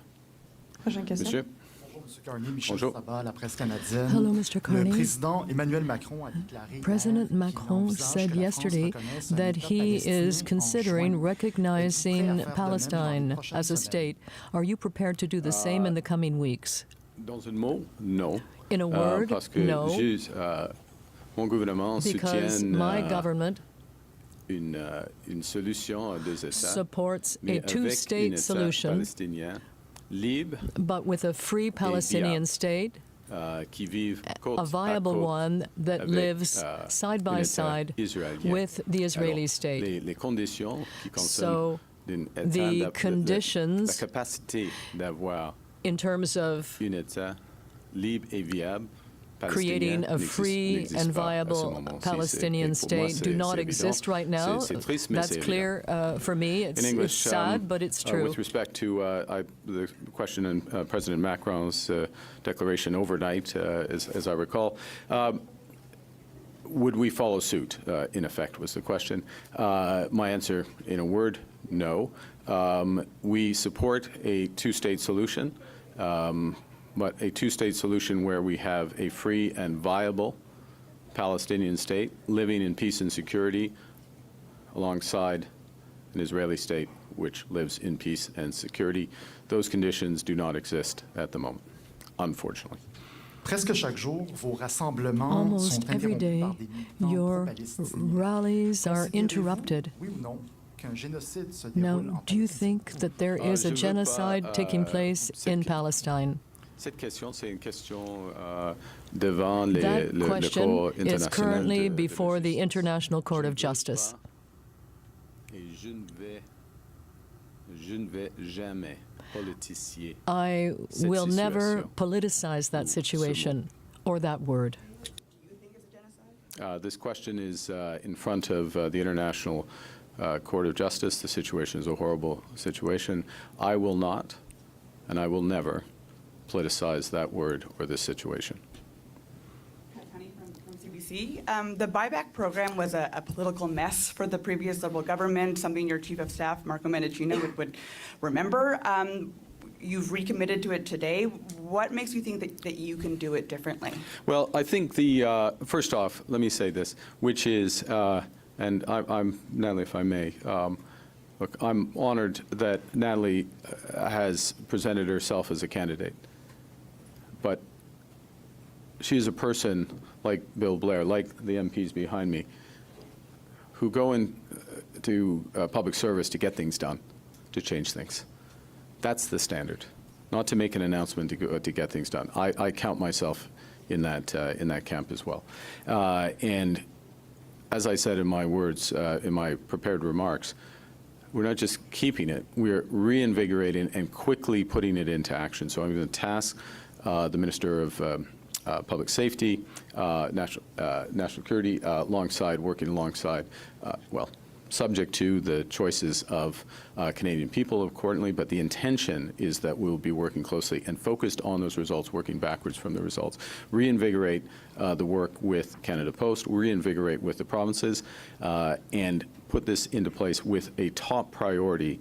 My experience in managing is that you have clear objectives, you work back, you track progress on a monthly basis, and you hold people to account. And we should be held to account for putting this into action, but it's there for a reason. We are committed to this, and we'll get it done, and if we weren't, I don't think you would see the people behind me or, candidly, me standing up here either. Since we're talking about public safety, I wanted to ask you about the RCMP. And in one of his final moves, former Prime Minister Justin Trudeau put out this white paper saying change it, get out of contract policing, focus only on federal policing. Wondering if you agree with Trudeau's proposal, and what's your vision for the future of this iconic force in Canada? Well, I'd say a couple of things. One is I view it as a green paper, not a white paper. A white paper tends to be closer to, it's a green paper, which for those who follow the distinction, a green paper is a discussion document, which raises issues, promotes debate, consideration, and then action. So, of course, we'll take into account the reflections on the proposals made.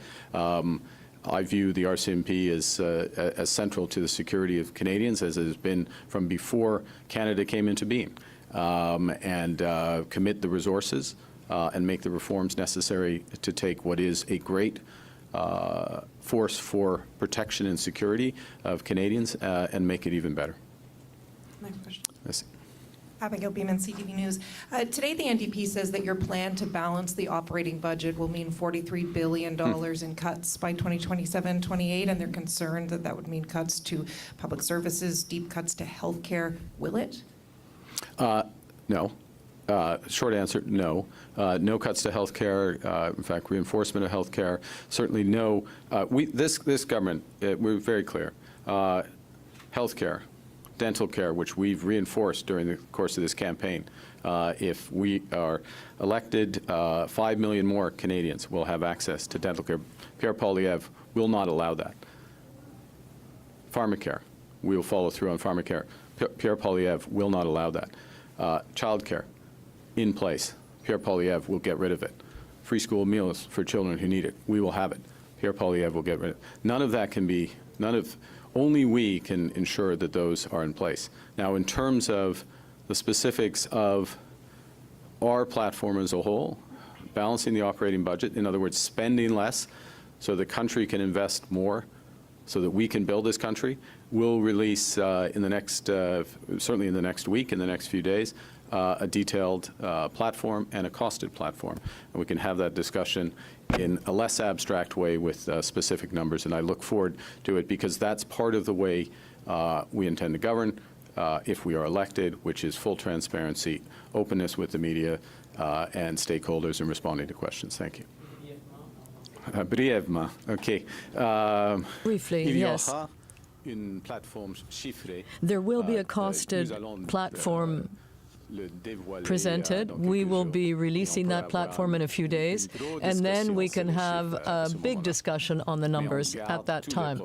But we are keeping all these social programs. You said that there's a limit to how much we can respond with, and I'm wondering how far from that limit are we now? Well, look, we. This is, in part, if I may, this is a negotiation. It's part of a bigger negotiation, so it's not good to negotiate with yourself.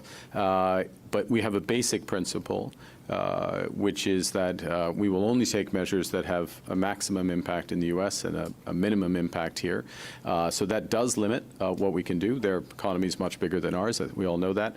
Secondly, what we're looking to is to have this negotiation, to have, which we have the agreement to have, and it will happen from just after the election. The question, who is going to be at the table for that? So we are going to act in a way that sets up that negotiation in the most constructive way to get the best deal for Canadians. Hi, Najida Amalis, Globe and Mail. My colleagues have a story today about a Liberal candidate's relations with China-friendly groups and a meeting that you also held with a pro-Beijing group. So my question is, why did you meet with this pro-Beijing group, Jiangsu Commerce Council of Canada? And is the party okay with the fact that Liberal candidate Peter Yan has been so close with the Chinese consulate and China-friendly groups, given the public inquiry into foreign interference, says that this is a tactic China uses to exert influence? Okay, well, I'm sorry, but you can't believe everything you read in the Globe and Mail. So in your question, and I guess in the article in question, you said I had a meeting with whatever your term was, Beijing group. I've never heard of this group, okay? Never heard of this group. Certainly didn't have a set-up meeting with this group. Full stop. So check your sources before you write things like that, okay? Or your colleagues do. I'm a politician. I go to events where there are are hundreds and thousands over the course of a day of different people there. That is not a meeting. If somebody happens to be in the room, takes a picture with me, that's not a meeting, okay? First point. Secondly, with respect to Mr. Yun, this is a person who has served his community for decades. This is a person who's deputy commissioner of the police, okay? A person in discharge of those responsibilities meets with a variety of community groups in the community because that's his job. That's his responsibility.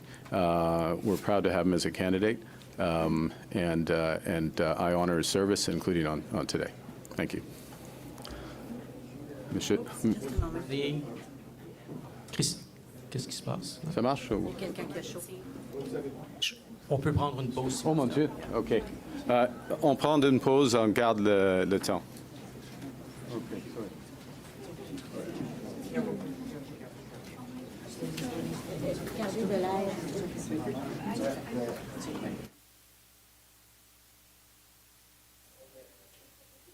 Okay.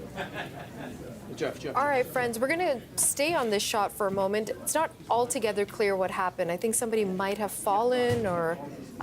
so there you have the Liberal leader, Mark Carney, making sure people are okay. I think he's coming back to the podium. He'll certainly want to stay for more questions and answers.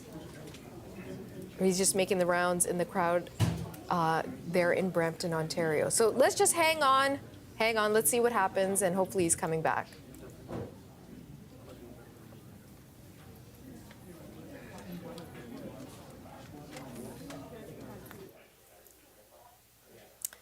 This happens, you know, you're standing there for a long time. We've seen it in other events too. People get exhausted. Juste un instant, Monsieur Noël.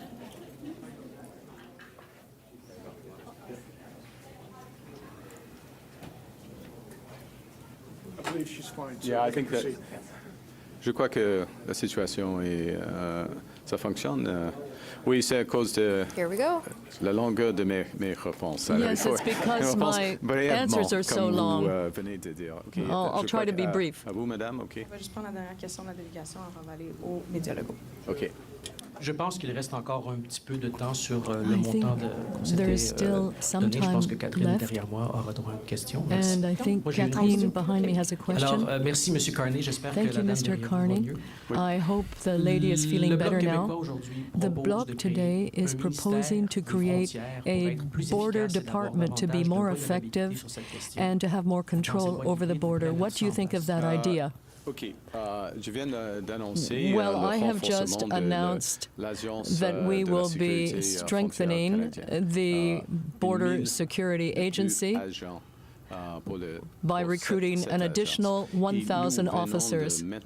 And we have just implemented the recruitment of more personnel, the use of helicopters, and much more surveillance at the border. And that is working.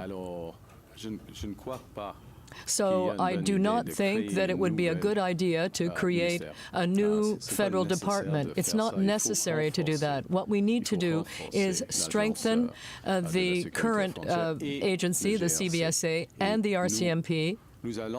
And that's what we will do. We will do that if we are elected. Catherine. Catherine Lévesque, National Post. Good morning. People at Conservative rallies say they don't necessarily believe national polls. Earlier this morning, Conservative leader Pierre Poilievre would not say if he believed them.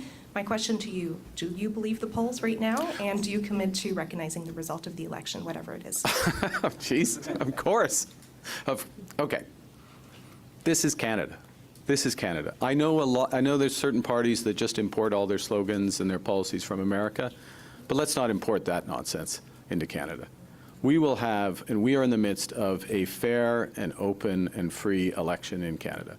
I am very pleased about the very high level of engagement of Canadians across this country in this election process, being informed, coming out to rallies, knocking on doors, making phone calls, discussing around dinner tables. This is exactly what we need because this is the most consequential election of our lifetime. And the only poll that matters is the poll that has started with advance polling, but the poll that happens on election day, the votes of Canadians. And I and my colleagues are focused on doing everything we can to earn that trust. But certainly, and it goes back maybe to the question about the platform, that ensuring that Canadians, the media, stakeholders, Canadians themselves are fully informed about what we're going to do. We're not just going to stand up to Donald Trump and get the best deal for Canada, although we will do that. We're the only ones who, but we're going to build this country and we're going to protect Canadians while we do it. En ce qui concerne la situation, with respect to the current situation, let's remember that Canada is not the United States. We always accept election results in this country. This is a process, and we are part of a free and open election and transparent election process, and a fair one. And I am delighted to see the level of participation on the part of Canadians, whatever party we're referring to. And what was the last part? Oh, yes. And when it comes to Canadians' decision,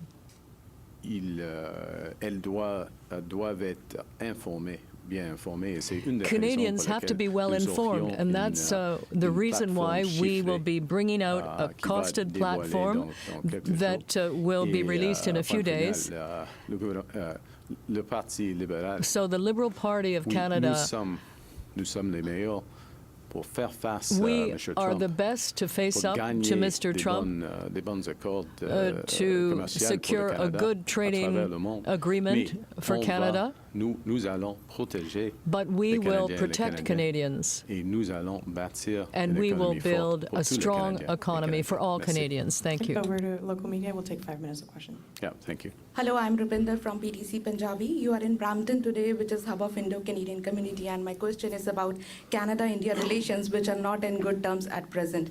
If elected again, do you plan to strengthen these relationships and mending ties with India?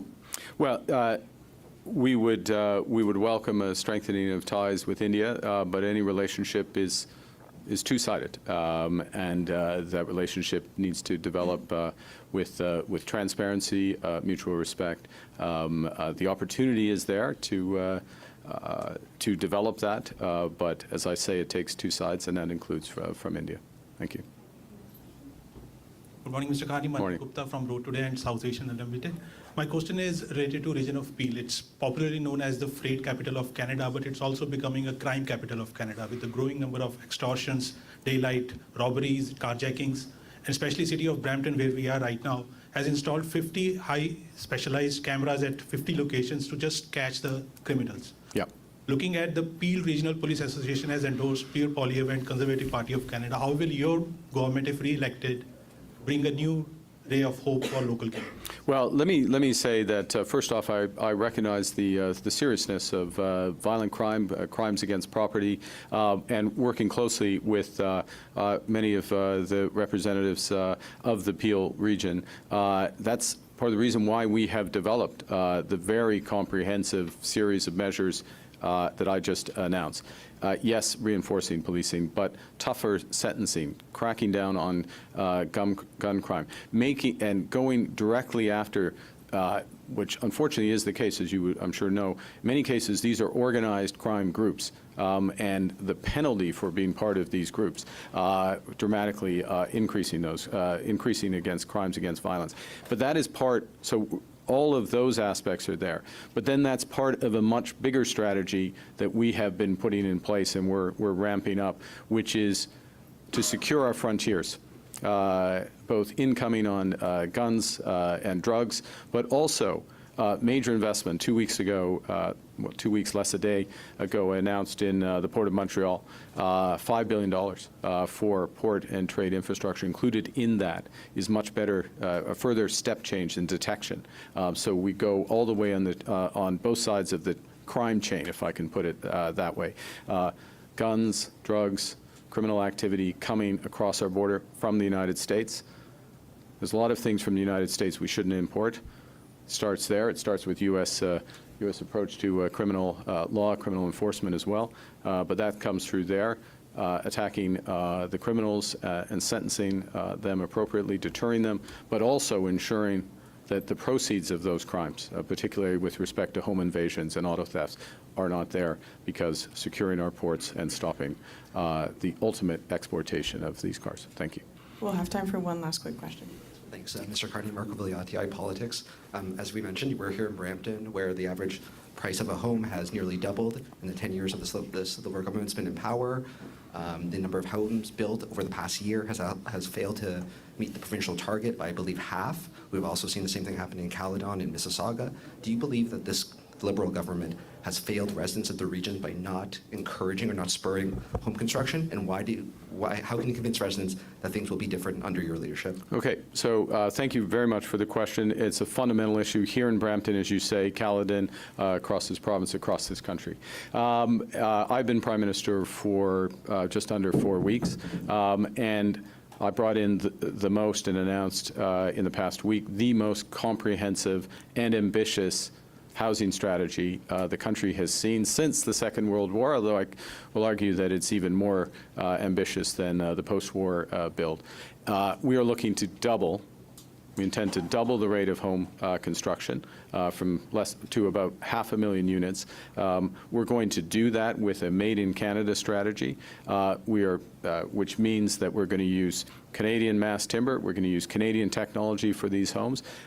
We are going to leverage the power of the federal government in order to drive that construction with a new entity called Build Canada Homes, which will focus itself on deeply affordable homes, okay? And it will help drive that industry.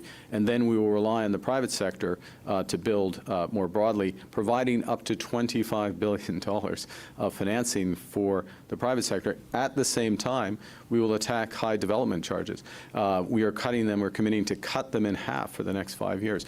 And at the same time, we're going to young families, first-time buyers here in Brampton, across the country, and saying we are removing GST on new homes. So when you add that together, you're looking at up to $50,000 off the cost of a new home. You're looking at building new homes somewhere between 20, likely much more, but more cheaper, those new homes. So another tens of thousands that are coming off the cost of new homes there. And then cheaper to run those homes. And then on top of that, and this goes back to the last question, but I want to underscore this, because it's about house prices, it's about getting those prices down, it's about getting financing for people to buy those house prices, but as well, it's about overall affordability of life. And so you think about $10 a day childcare. Families in Brampton who access that are saving somewhere between $6,000 and $10,000 a year on childcare. Okay? They are saving $800 on dental care per person. These are the programs that add up to a great, giving the citizens of Brampton, since we're in Brampton, I'll consecrate it here, a lifestyle that they can afford in a safe community. And that's what the MPs behind me, the candidates behind me are committed to. That's what we've been working together. And if I may, and this is the last word, this is emblematic of my government. It is we're focused on results. We're focused on these core issues. You raised a serious issue. What are the measures? How much of a difference are these, what we're announcing, actually going to make? And then tracking them to make sure that they're implemented. I'll go back to where I started on the first question, though, which is on the gun buyback. We bring the same approach to that. We want results on that. We will work to quickly reinforce that and make sure that the promise that has been made is kept. Thank you very much. Merci beaucoup. Once again, we've been taking you live to Brampton, Ontario, where the Liberal Party leader Mark Carney has been speaking. He's been offering up more information in the midst of this federal campaign and also answering questions from reporters. Now, you did see on your screen while we were taking Mark Carney that Jagmeet Singh, who's the leader of the New Democratic Party, is in Saskatoon. He's been speaking there as well and also taking questions from reporters. I promise you we're going to bring you his comments in their entirety in just a few moments. But first, we do want to turn to CBC's Rafi Boudjikanian, who joins us once again from Ottawa. He was listening in to Mark Carney's announcement there. What stood out for you, Rafi? In a way, Natasha, everything old was new again. So Mark Carney saying he's going to reinvigorate that gun buyback program from the previous Liberal government. He's going to reinvigorate the online safety legislation, but appears to be focusing just on the parts of that that were not controversial. So the protection of children online, the criminalizing the non-consensual sharing of sexually explicit images, those parts that opposition parties were in agreement with, rather than what they were upset about when it comes to freedom of speech. What also stood out to me, though, is Carney still not saying exactly where he would cut in order to balance the budget, the operational budget, within 3 years. Today, the NDP came out criticizing him, suggesting that maybe that'll be in public health care. So Carney denied that. He's also denied that he would cut in Indigenous reconciliation programs in the last couple of weeks. But what we still don't know is where is he going to cut, because that will have to be somewhere, given that he's talking about 43 billion in cuts. He did say that the costed platform will be released in a few days, so we should have some idea at that point. I also note that he spoke more about Gaza and the situation in the Middle East than he has in the past. He said that his government would recognize a two-state solution when a Palestinian state and Israel can be living side by side in peace. That's a bit of a change from what we were last hearing from the Trudeau government, when Liberals in a committee had introduced a motion to more quickly recognize a Palestinian state. So that seems to be on pause at the moment. He didn't want to opine on whether what's going on in Gaza is genocide or not, reminding the audience instead that the International Court of Justice is weighing in on the matter, and he wants to let the court do its work. And I will also note that he was asked questions about his new candidate in Markham-Unionville, Paul Yuen, who is replacing Paul Chang, who had to step down in controversy a couple of weeks ago. Mr. Carney said, "You shouldn't believe everything you read in the Globe and Mail," which is the paper that's reporting that Paul Yuen has some links to pro-Beijing groups, also reporting that Carney met with a pro-Beijing group. He denied ever meeting that group. He said, "I'm a politician," he said, "and I get my pictures taken with lots of different people." It's kind of funny because he's often fond of saying he's not a politician, he's a pragmatist. So he sort of flipped that around today. And finally, I will also note that he defended the Liberals' record on housing, despite housing costs going quite high up over the last decade and change. And he pointed to other areas where they have allowed Canadians to save, like the $10 a day childcare program. This is coming on a day where Pierre Poilievre is pointing to his own housing program, and that is an issue that the Conservatives have made a lot of hay on in the last couple of years. So it's interesting to see that emerge into public consciousness again in a campaign that's been largely about Donald Trump and tariffs. I do note that Mr. Carney was also asked, will he back down from those counter tariffs? He had received a bit of a warning from Howard Lutnick, the U.S. Commerce Secretary, yesterday. He suggested that Canada's not blinking on this front, pointing out that Canada is still subject to tariffs from the U.S., the auto tariffs, the steel and aluminum tariffs, and so on. And so it still has reason to defend itself. And he reminded again that he has spoken with Donald Trump and that, they have agreed that whoever becomes prime minister will sit down for a full negotiation over trade with the U.S. president. CBC's Rafi Boudjikanian in Ottawa. Thank you, Rafi. We'll come back to you in just a few moments. But as promised, let's now take you to Saskatoon. This, of course, happened moments ago, where the NDP leader Jagmeet Singh has been speaking at a campaign stop. Comments. And yeah, we're here to talk about healthcare. In the context of the trade war, the roller coaster ride that is Donald Trump and the threats to our country, a lot of Canadians are worried about what that means for them. And they're worried about their lives in their communities. And so it's a time now that we've got to double down and strengthen the things that make us Canadian, that make us who we are. So we believe in strengthening healthcare and investing in healthcare, and most importantly, supporting our healthcare workers. I'm really proud that we've got nurses standing with us today, because these are some of the incredible frontline healthcare workers that we need to support. But what I'm seeing more and more is Canadians are looking at the plans of the other leaders. They're seeing that the deep cuts proposed by Pierre Poilievre and the Conservatives, That's not good for them. That's not good for their family. That's not good for this country. And so more and more Canadians are rejecting the Conservative cuts. Now they're taking a look at Mark Carney, and they're seeing that he's sadly talking about cuts as well. He's repeated that he would cut. He said again and again that his plan is to cut services. He has also told us where he would cut those services. He said he would cut the operating budget. And he's also defined what that means. He said what the operating budget is. He said it means healthcare. It means pensions. It means supports for people living with disabilities. It means GST and HST credits. He has defined the operating costs, and he's told us that he's going to cut them. But he hasn't told you how much. And so today we're announcing what he's going to cut is actually $43 billion in investments in you and your family. $43 billion of cuts. What does that mean for Saskatchewan? That's $300 million of cuts here in Saskatchewan, and that could be more than 3,000 nurses cut immediately. Imagine our healthcare system that is already struggling. You just heard about closures of ER rooms. A healthcare system that's struggling with 3,000 less nurses. Imagine how much worse that would be. That's what we're up against right now. That's the cost that Mark Carney is proposing. He's proposing, his plan is to cut.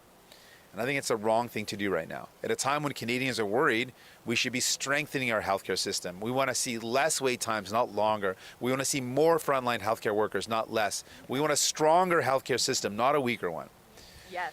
And so our plan is this. We're going to fight back. If you are worried about the deep cuts of Pierre Poilievre and you want to reject Conservatives, and you're also worried that Mark Carney is proposing to cut the things that you care about, vote for a New Democrat. My commitment to you is New Democrats will never support a budget that cuts the things that you need. We will never support a budget that cuts healthcare, which is such a Canadian value, the one that we hold so dear. We will never allow that to happen. We will always fight back. So if you live here in Saskatoon, vote for these incredible New Democrats who are going to fight for you. If you live in Regina, vote for New Democrats. New Democrats beat Conservatives here in Saskatchewan. So if you want to fight back against Conservatives and say no to cuts to our health care, vote for a New Democrat.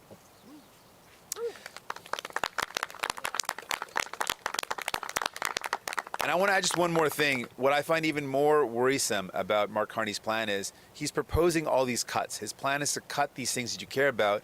At the same time, he wants to give bigger cuts to millionaires and billionaires. He wants to give them tax cuts while he cuts your services.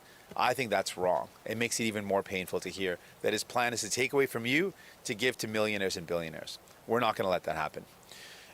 Donc, on est dans un temps d'incertitude. We're in a time of uncertainty.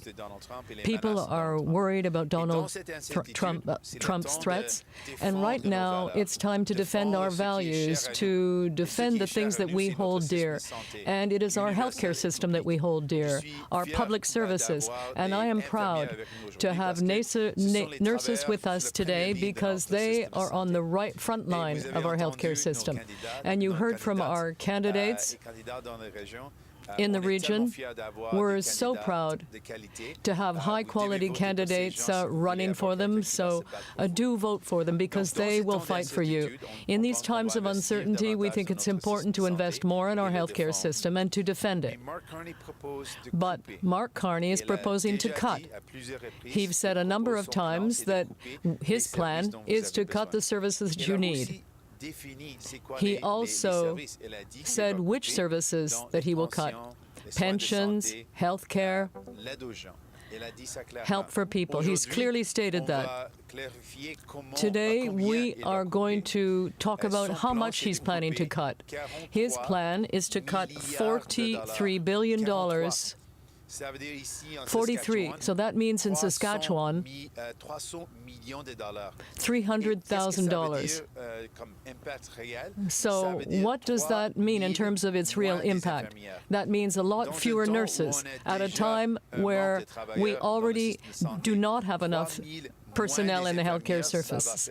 Fewer nurses mean that we will be hurting our healthcare system. So if you're worried, I have a solution for you. More and more people are saying to me in fact, they're starting to reject the cuts proposed by Pierre Poilievre and the Conservatives. So they reject that approach. But people are also looking at Mark Carney's plan, and they're afraid of cuts. If you want someone who will say no to those cuts, someone who will fight against cuts to our healthcare system, who will defend our healthcare system, vote for the NDP. My commitment is that the NDP will never allow for cuts to be made to the healthcare system. Never allow cuts to be made to the services that you need. For us, the choice is clear. We will defend your interests, not the interests of billionaires. And what is worse, Mark Carney is preparing to cut services to give gifts to billionaires. That's the wrong thing to do, and I don't agree with that approach. And again, if you want to defeat a Conservative and send someone to Ottawa who will fight for you, vote for the NDP. We are there to defend your interests, to defend people, not billionaires. Merci.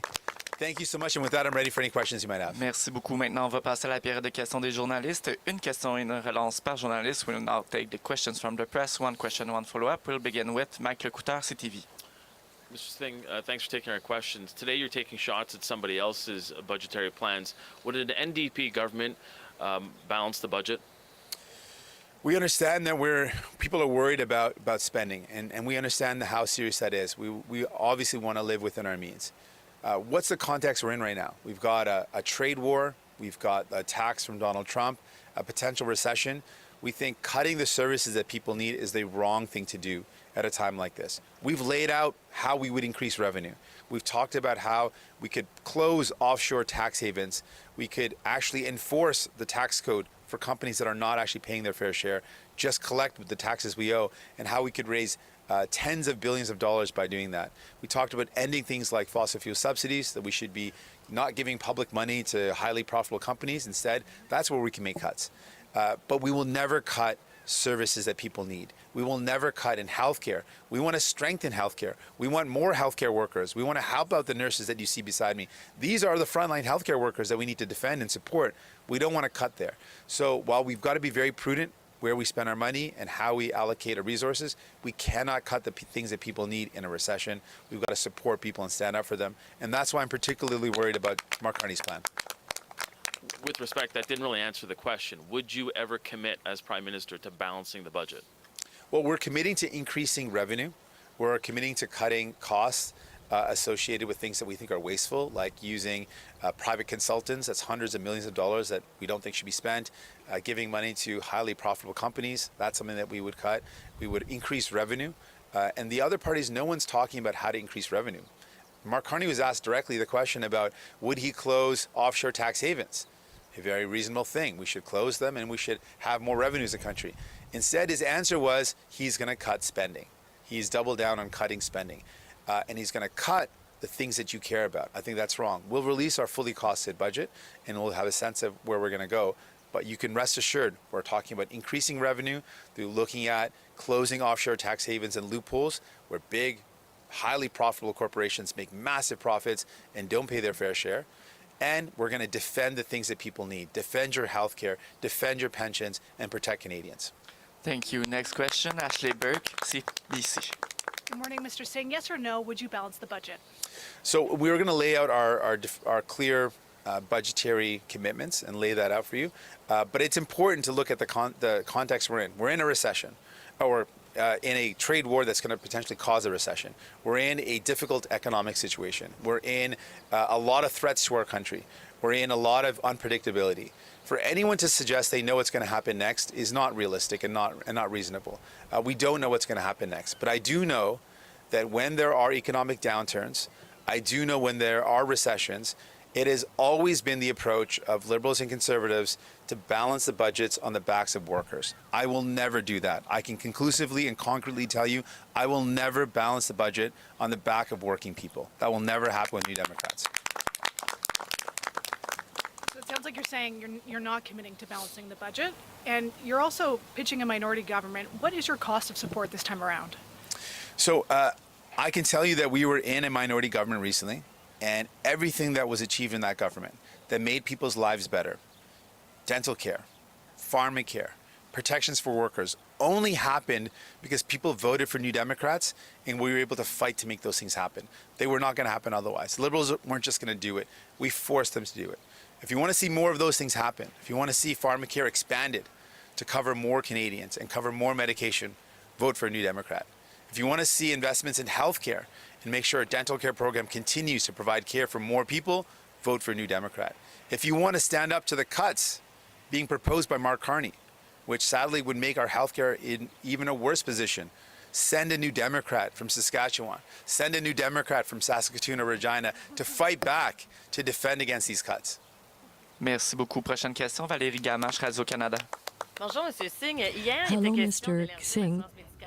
Yesterday you were talking about expanding pharmacare, but today we're talking about balanced budgets. Are you currently negotiating an agreement with a minority government rather than running your campaign? No, I'm trying to present my priorities, and people have to know what our priorities are. What are we going to do? Depending on what Canadians decide and whatever they decide. I want to share our values. That's a priority for us. And as I say, we will defend you. You are our priority. We will defend your interests, our public universal health care system, and we will not allow Mark Carney cut the services that you need. And it's important for people to know exactly what Mark Carney's plan is. And he has said he will cut. He said where he will cut. The operations budget. And he's talked about the fact that that means healthcare transfers, it means pensions, and the services people need. And today, we identified the exact amount of his cuts. That's $43 billion. People have to know that, because they have to have access to all the information before they make their choice. If you want someone who will fight those cuts and defend our healthcare system, it's the NDP. And on another issue, the Bloc Québécois is proposing today the creation of a border department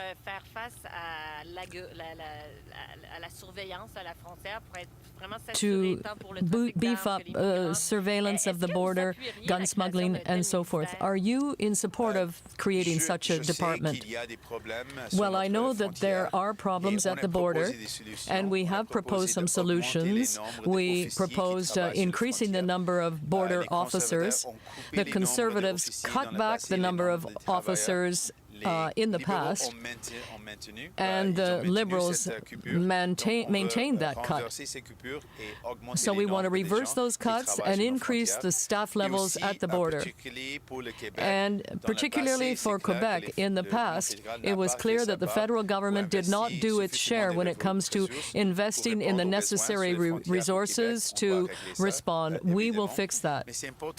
But it's important also to say, when we're talking about the Bloc, that they often talk about being there for Quebecers, but what they did was exactly the opposite. They voted against pharmacare, they voted against dental care. These are two programs that help and will help thousands and millions of people in Quebec. So they voted against that. If you want someone to help you and your family in Quebec, it is the NDP that is prepared to deliver for you.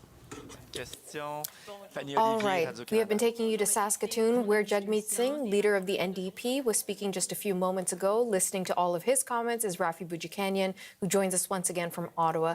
Rafi. Well, unlike the other leaders, Jagmeet Singh didn't have a concrete policy proposal today. Instead, he went on the attack against Mark Carney, suggesting that Mark Carney would cut into various services. Jagmeet really leaned on health to balance the operational budget in a couple of years. Now, Carney was actually asked about this at his news conference, and he denied he would cut health care. The issue with Carney is he has not said where he would cut in order to balance the operational budget as he's promised to do. So this is sort of leaving him open to attack by opposition leaders like Jagmeet Singh, who are saying he's definitely going to cut into healthcare, or he could cut into healthcare, or, you know, we could lose a lot of nurses if he does that. all this should be clarified, I suppose, when Mark Carney releases a costed platform, which he has said would be in a few days. You also heard Jagmeet Singh get asked the question, well, are you going to balance the budget? I think he got asked that 3 times. He didn't quite say yes or no 3 times, but he did suggest that he wants to increase revenue. He did point out that Canadians could be facing a recession soon and that there is a lot of economic uncertainty out there. So, you know, one of our colleagues there suggested that Jagmeet Singh is leaning toward not balancing the budget, though Singh did not quite go there. And something else I'll note about him is he's increasingly no longer suggesting that he's running two-form government when he is being asked, hey, it looks like you're pitching a minority government with the NDP holding the balance of power. He's not saying no to those kinds of proposals when he answers those questions. CBC's Rafi Boudjikanian in Ottawa. Thank you, Rafi. So we know that Jagmeet Singh is in Saskatchewan. The leaders of the Liberal and Conservative Party are both in Ontario. And over the past, well, more than 2 weeks, we've seen the party leaders crisscrossing right across the country to get their messages out. And CBC News is trying to speak to Canadians of all political stripes as well, right across this country. And that's one of the many reasons our chief political correspondent, Rosemary Barton, joins us today from Halifax. And she's also taken the At Issue panel to Halifax with her for a special live edition tonight. You brought the whole gang along, Rosie. Somehow convince them to leave all at the same time and come to the same place. Yeah. Well, Halifax, you know, that's not a lot of arm twisting there. But let's talk about that in a moment. Let's talk about how the race is shaping up so far, because we are at this halfway point. Yeah, I mean, it's a critical point in the race, right? With still time to go. I think that that's really important to highlight as well. Certainly, we've seen the Liberals build on their momentum since the very beginning and build on that argument that Mark Carney has been trying to make, that he is the only one to take on Donald Trump. Pierre Poilievre has remained really dug in with the idea that Canadians want to be talking about affordability and the economy. And so he has not shifted his campaign in any dramatic way over the course of 2.5 weeks. So things remain pretty competitive, I would say, between the two parties that are likely to form government. The storyline for the NDP and the Bloc has been more complicated, as you know, really hard for them to get the attention on their policy ideas, or even, as you just saw in that press conference with Singh, when they go on the attack, which I think we're going to see increasingly, obviously, as the campaign moves into this next phase. The other critical point, of course, coming next week are those 2 debates, the English language debate and the French language debate, often seen as moments to pivot or turn a campaign. But they are late in the campaign, Natasha, so it would have to be something pretty dramatic that would happen in order to turn the tide in any real way. And, you know, Rosie, all these years in Canada, I'm still always astounded by the vastness of this country, the amount of terrain these politicians need to go through, and also that each region has such different issues, which, again, is part of the reason you've brought the At Issue panel to Halifax. What's the significance there? Yeah, I mean, Atlantic Canada is such an interesting battleground because if you had looked back 3 months ago, Natasha, you probably would have thought the Liberals were going to hold on to very few seats in this part of the country. Now it's a different picture. They're going to hold their seats and maybe even gain some, and that will come at the expense largely of the Conservative Party. And the issues here are, you know, similar to the rest of Canada, obviously, but also different. The other reason it's so interesting here is that this, in my mind anyway, is sort of where the carbon tax first started to die, when Justin Trudeau put that carve out on the carbon tax for home heating oil in Atlantic Canada. That was the first sort of recognition that it wasn't a popular policy. And of course, now it's been killed entirely by the Liberal leader and Prime Minister. And yet that frame is still something that Pierre Poilievre is trying to campaign on. So there's lots going on here. And it's been great to talk to people just out on the street, coming up to me and telling me what they're thinking about and talking about with their friends and family. So what are you and the panel going to be discussing this week then?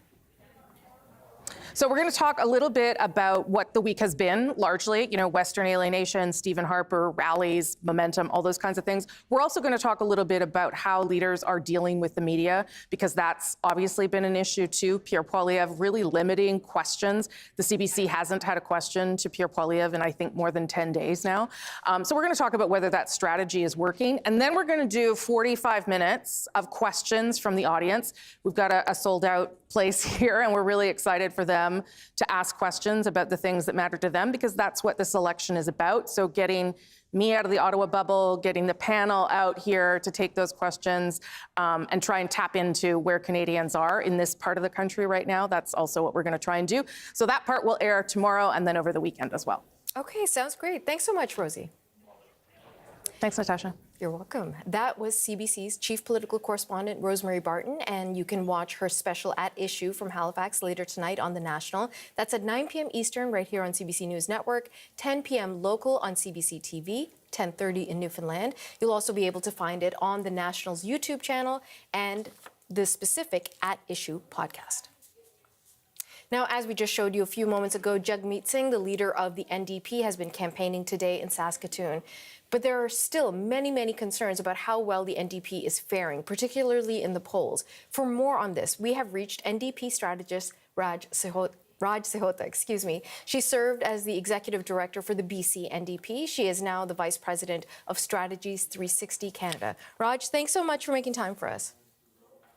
Good to be here, Natasha. Raj, let's talk about the uncomfortable stuff first, because CBC's poll tracker is projecting that the NDP is not faring well. The numbers continue to slip, and they might suffer significant loss of seats. They may not even make party status. How is the NDP navigating this? These are historic lows for the NDP in terms of the polls. And I think the NDP is navigating this, as you've just heard Mr. Singh saying, that this will be very much in the last 2 weeks. It will be more of an attack campaign, and it'll be a campaign on holding the two main parties to account. I think you will hear less and less talk of Mr. Singh running for Prime Minister and more about how New Democrats across the country can hold both the Conservatives and the Liberals to account. And we have to remember that the NDP is government in British Columbia, government in Manitoba, and the opposition in Alberta, Saskatchewan, and Ontario. So I think he'll be making the case that when you elect New Democrats, you can get things done and eke out what he can following the election. You're right, and we're already hearing that, and I'm saying you're right in that we're hearing that messaging from Jagmeet Singh already. He's not saying I'm running to be the Prime Minister. He's not being introduced as the next Prime Minister. He's just really pushing this idea of send as many New Democrats to Parliament as possible. Now, we spoke with a communications strategist, a person we regularly turn to on this program earlier in the week, and she actually said that shift in messaging demonstrates weakness, that you need to present yourself, even in the light of these polls, as a winner. You need to project that image again and again and again. So in a way, is the NDP conceding if they move their communication in that direction? Sorry. No, absolutely. No, I think you have to be on the side of reality. And Canadians, as they feel the tension in their own lives with the situation with the Trump tariffs and the uncertainty there, that timing has not been on the side of New Democrats for this election cycle. This has been very much the story of Mark Carney and the Liberal resurgence, and now it is very much a story of how close the election is. So the only ground New Democrats have is to say we can hold Liberals and Conservatives to account in these constituencies and ridings across the province. And that's where they have to focus their resources and their time and hitting the doorsteps so that they can have some relevant presence in the next Parliament.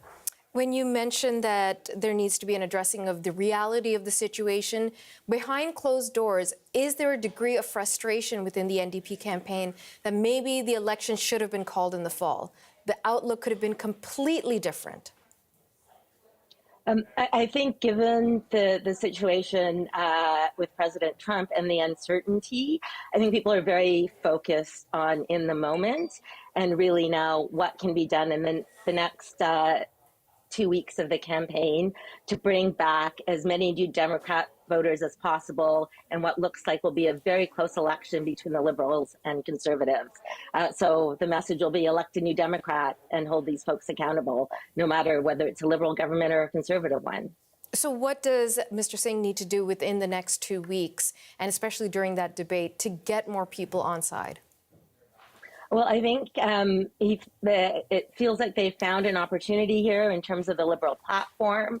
So that may be a front that they can open up going into the debate. Having a strong debate performance will be very important for Mr. Singh so that he can keep holding on to the folks that he has currently and perhaps even bring some cost-pressured Liberals back into the fold. And very quickly, if Mr. Singh is not able to move the needle at all, the polls are indicating he may not even win back his own seat, that the Liberal candidate in that riding is going to get it. Again, this is according to the latest polling. If all that happens, is that the end of Jagmeet Singh as the leader of the NDP? This is Mr. Singh's third campaign. So he's had 3 opportunities.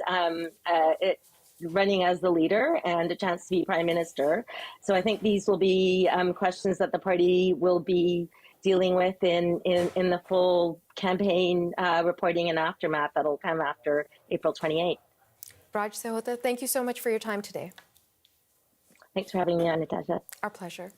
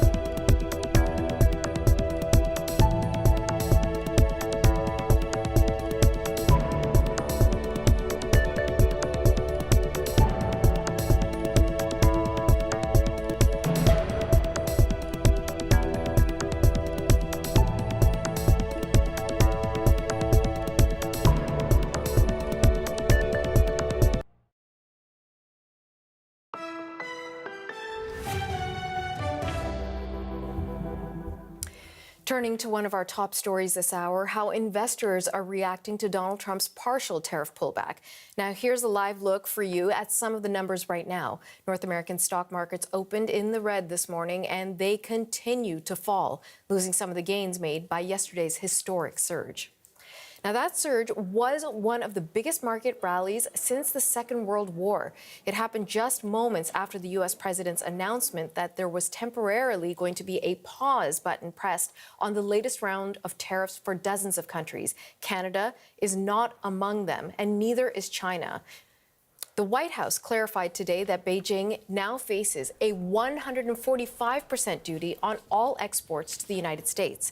CBC's Anis Hadari is watching the markets for us. Anis, what's the latest? So we have been seeing market drops really for a big chunk of the morning here in Calgary.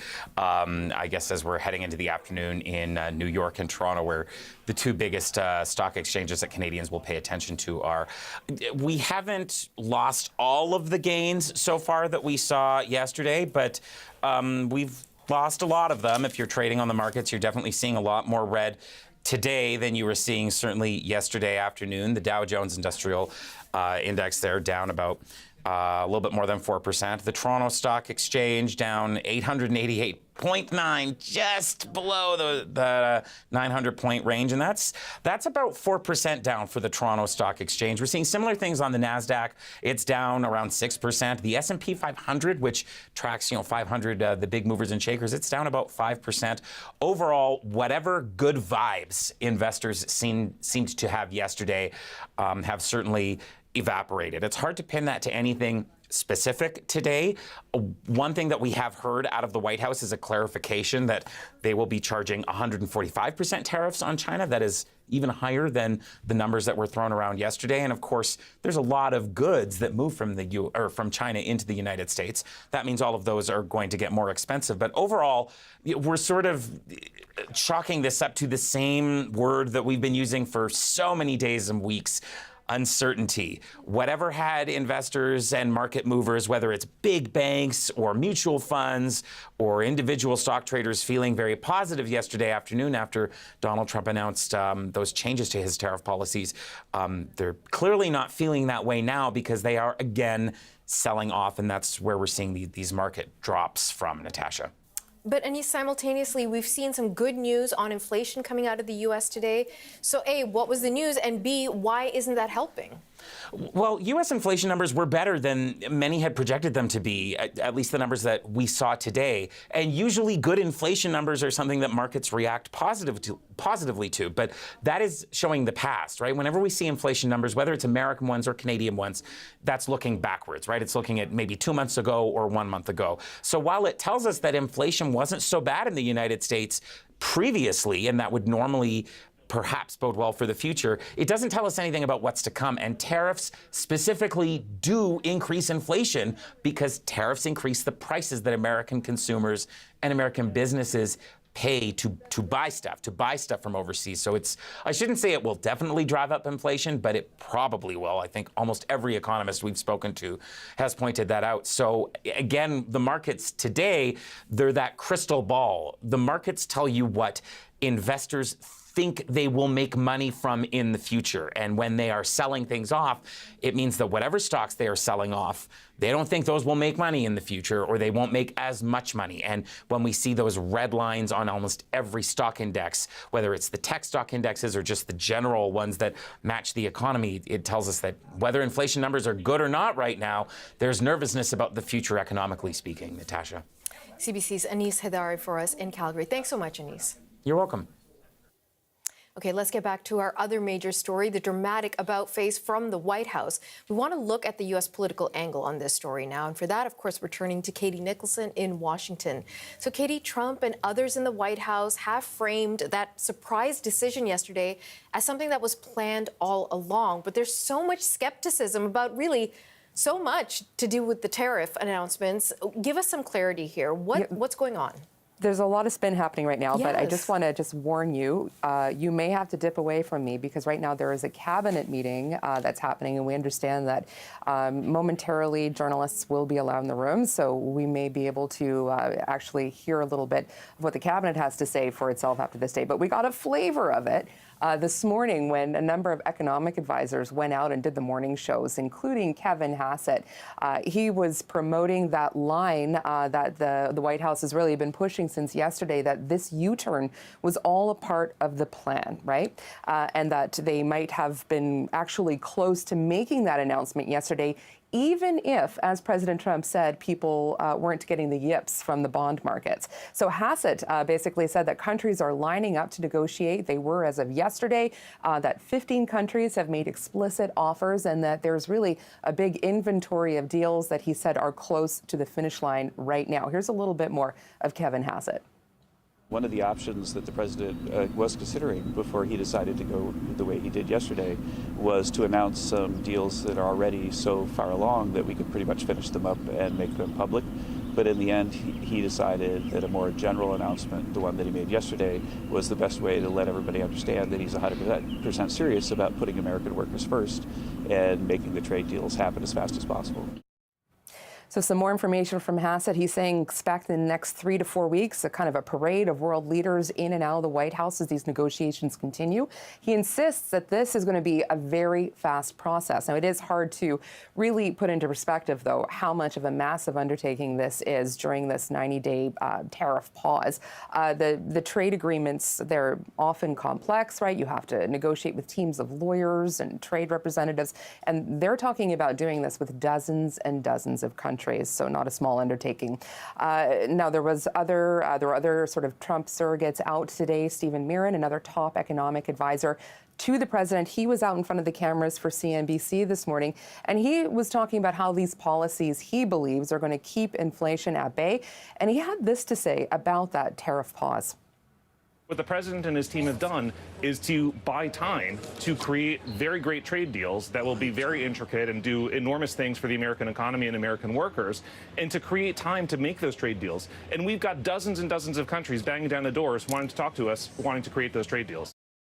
Now, of course, you talk about buying time. Well, this was all something that was created by the Trump administration in the first place. So kind of buying time from their own sort of tariff imposition on Wednesday night. All of this right now, as most of the world now has this 10% tariff, that minimum tariff that was announced last week. And the backdrop to all of this, of course, as these negotiations are still happening, the president's still threatening yet more tariffs on pharmaceuticals, which is really kind of serving as a reminder that the sector-by-sector trade war is still very much on. Katie, those punishing U.S. tariffs on Canadian imports remain in place, and there's a fresh warning that's being launched by a top Trump official. What are the details? Yeah, so this was a warning that came out yesterday from Commerce Secretary Howard Lutnick. Canada really stands alone among the G7s right now in terms of having these retaliatory measures. I think I would point you specifically to Wednesday night, that's sort of the auto tariffs kicking in on the U.S. sector on midnight. So this is a little bit of what Howard Lutnick had to say as this warning. If Canada decides to keep their retaliatory move, which I would suggest, having watched how it went with China, would be a really, really bad choice. Canada, they're in an election, so you never know. Maybe it's all election, bluster, but we don't know. But the fact is, if they put those tariffs on, we're going to be talking in the Oval Office, and he's going to respond. So I hope they choose to refrain. So is Ottawa going to react here? So far, no. But I would say that Flavio Volpe, who of course is on the Prime Minister's Canada-U.S. Relations Council, he did push back on this yesterday directly to Howard Lutnick's comments. Here's Flavio Volpe. Typical the Trump administration. So I think Canada's done something really reasonable. What we've turned around and said was, we counseled the Prime Minister to do something surgical. We don't have the same amount of leverage that they do. So obviously they're not inside the cabinet meeting yet, so I will leave you with this. Between the U.S. and China now, all these massive tariffs that they've piled on top of each other, but both sides still saying that they are willing to talk.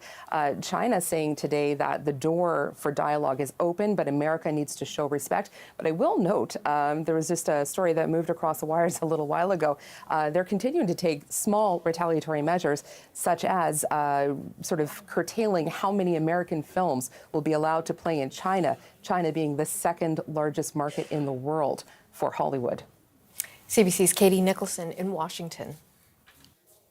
And as Katie mentioned, we are anticipating that we're going to hear from the U.S. President Donald Trump in just a few moments, so do stick around for that. We'll bring you his comments on CBC News Network. And also, just a short time ago on CNN, Ontario's Premier said Canadians were shocked that multiple tariffs are still in place against this country, one of America's closest allies. And Doug Ford says the continuing tariffs on Canada are damaging for both countries. He suggested the next move is to fix this by Donald Trump. We'll drop our tariffs tomorrow if President Trump drops the tariffs. We always believe in the AMCAN fortress working together, make the two strongest nations in the world. We ship in about $6.5 billion of steel, but we don't make steel beams. Steel beams all come from the U.S. and other areas around the world. Now we're going to go out and start making steel beams. The beer cans, we don't make the beer cans. We ship the aluminum in the U.S. Company prints it and converts it. That's $1 billion industry. We're onshoring back into Ontario. So it's not good for both sides of the border. We'd rather just leave everything alone. Things seem to be working. Ford told CNN's Wolf Blitzer that tariffs on Canada are a tax on Americans and that Canada did not start this. While the U.S. trade war and its effect on the economy continues to dominate the federal election campaign, social issues remain a key focus for voters in Belleville, Ontario. The small city has been dealing with a major drug problem. In fact, it even declared a state of emergency last year following a surge of overdoses. CBC's Megan Fitzpatrick has been talking to voters there and asking if anything has changed. Megan, good to see you. How is that particular community doing now, a year after the state of emergency? Hi, Natasha. Well, we're in a popular coffee shop in downtown Belleville, and we've been spending time in this city since yesterday and speaking to a number of stakeholders who have been on the front lines, really, of some of those challenges, which include both drug use and overdoses. There's also a challenge of homelessness in this community that we're hearing about as well. But as for that state of emergency that was declared last year, we're being told that things have changed since last year for the better, but there's still a lot of work to do. We met with the city's mayor yesterday. We met with the director of a drop-in center. We met with others that are working on these issues. And they are saying that the state of emergency did help draw attention to some of these issues and helped draw some funding from both the provincial and the federal governments. And some of that funding is being used for a new permanent drop-in center that's under construction right now, as well as funding for transitional housing units. So progress like that is being made. They're also telling me there's a really a stronger sense of collaboration among stakeholders in the city, in the community, to try and address these challenges. So a lot of work still needs to be done here. They were telling me a lot of needs in the community. And I was asking them in terms of how this plays out on the federal election campaign and what they want to hear from the party leaders, what are their priorities as it pertains to the work that they're doing here in Belleville. And one of the common themes I kept hearing about was the need for affordable housing. Here's a little bit of what I heard about that. I think that those are something that would be really beneficial to our communities. We need affordable housing and we need extremely affordable housing. So those are the things that I'm looking for when talking about federal government elections. Increased investment in community mental health is incredibly needed.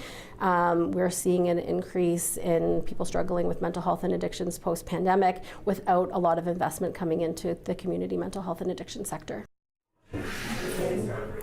And the first speaker there, Ashley, was responding to, she says she's been hearing about promises for housing on the campaign trail, like help for Canadians to help purchase homes, and that's all well and good. But again, her main point, Natasha, was about the need for affordable housing for people in this community, and then Lisa talking about the need for better access to community-based mental health care. We also heard about challenges accessing health care in general when I spoke to the city's mayor as well. They've had a big recruitment campaign on in this city to try and get more family doctors in this city. So a lot of issues like that. But overall, from what I'm hearing in terms of the state of emergency last year to now, they're saying progress has been made, but still a lot of challenges. There are still major issues here in the city.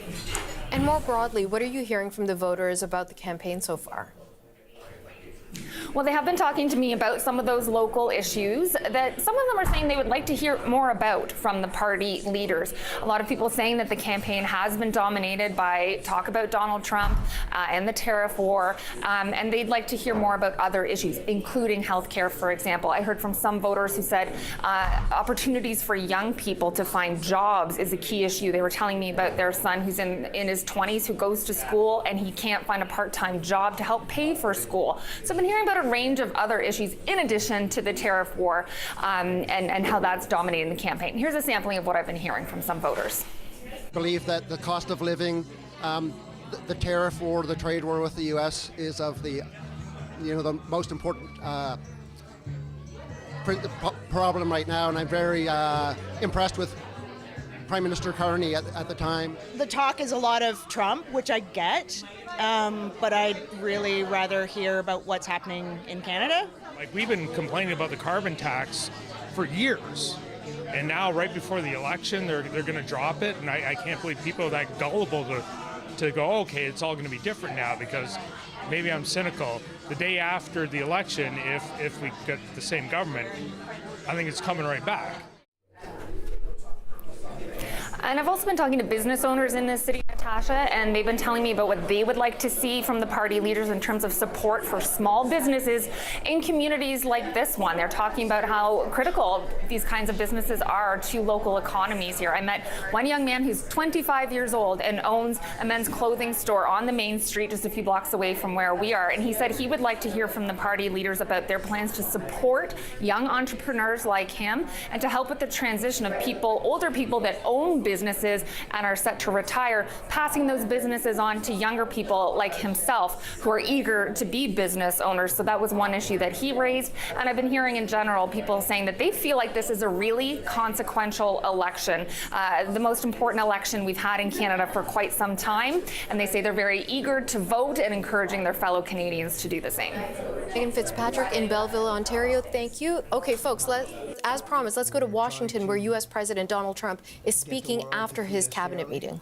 This is something that should have been done 25 years ago, and it wasn't. Should have been done 40 years ago, and it wasn't. But no president was willing to take it on, but you had to. It's not sustainable. It wasn't sustainable. And as you know, without a lot of money being added, this is a lot of money that we could add, the country is making approximately $2 billion a day. And when you think of it, we've never done that before, never come close to it. And the number is probably $3.5 billion a day. And that makes us a very strong country.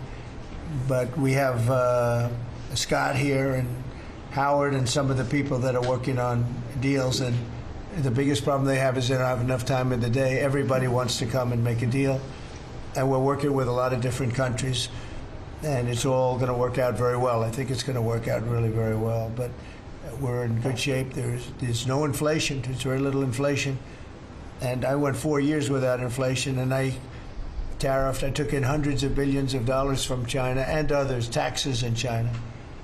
But we took in hundreds of billions of dollars a year from China, and we had no inflation, essentially. So we think we're in very good shape. We think we're doing very well. Again, there'll be a transition cost and transition problems, but in the end, it's going to be a beautiful thing. We're doing again what we should have done many years ago.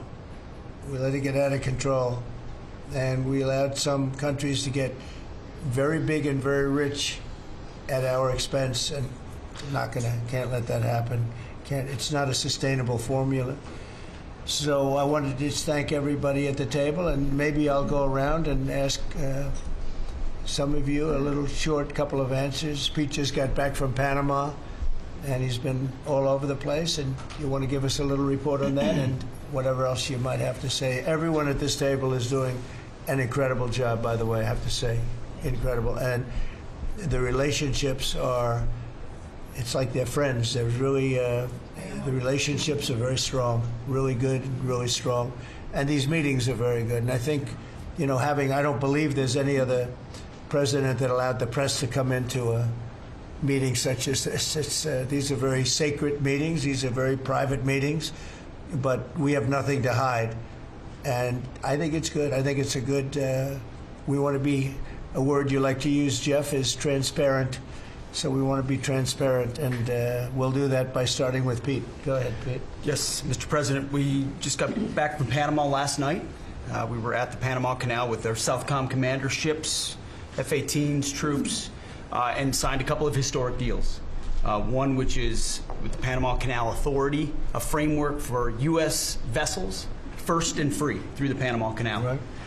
And then also a memorandum of understanding with their security minister for the presence of U.S. troops. Fort Sherman is an old U.S. base there, as well as their naval station and air station, jointly with Panama to secure the Panama Canal from Chinese influence. That's something you said, we're taking back the canal. China's had too much influence. Obama and others let them creep in. We, along with Panama, are pushing them out, sir. And so we had a very successful trip there. President Molino sends his regards, very complimentary of the U.S. as he's a great ally, and I think they want the Communist Chinese out. And with our troops there partnering with their forces, we've got a chance to push them all the way out, sir. We've moved a lot of troops to Panama and filled up some areas that we used to have, and we didn't have any longer, but we have them now.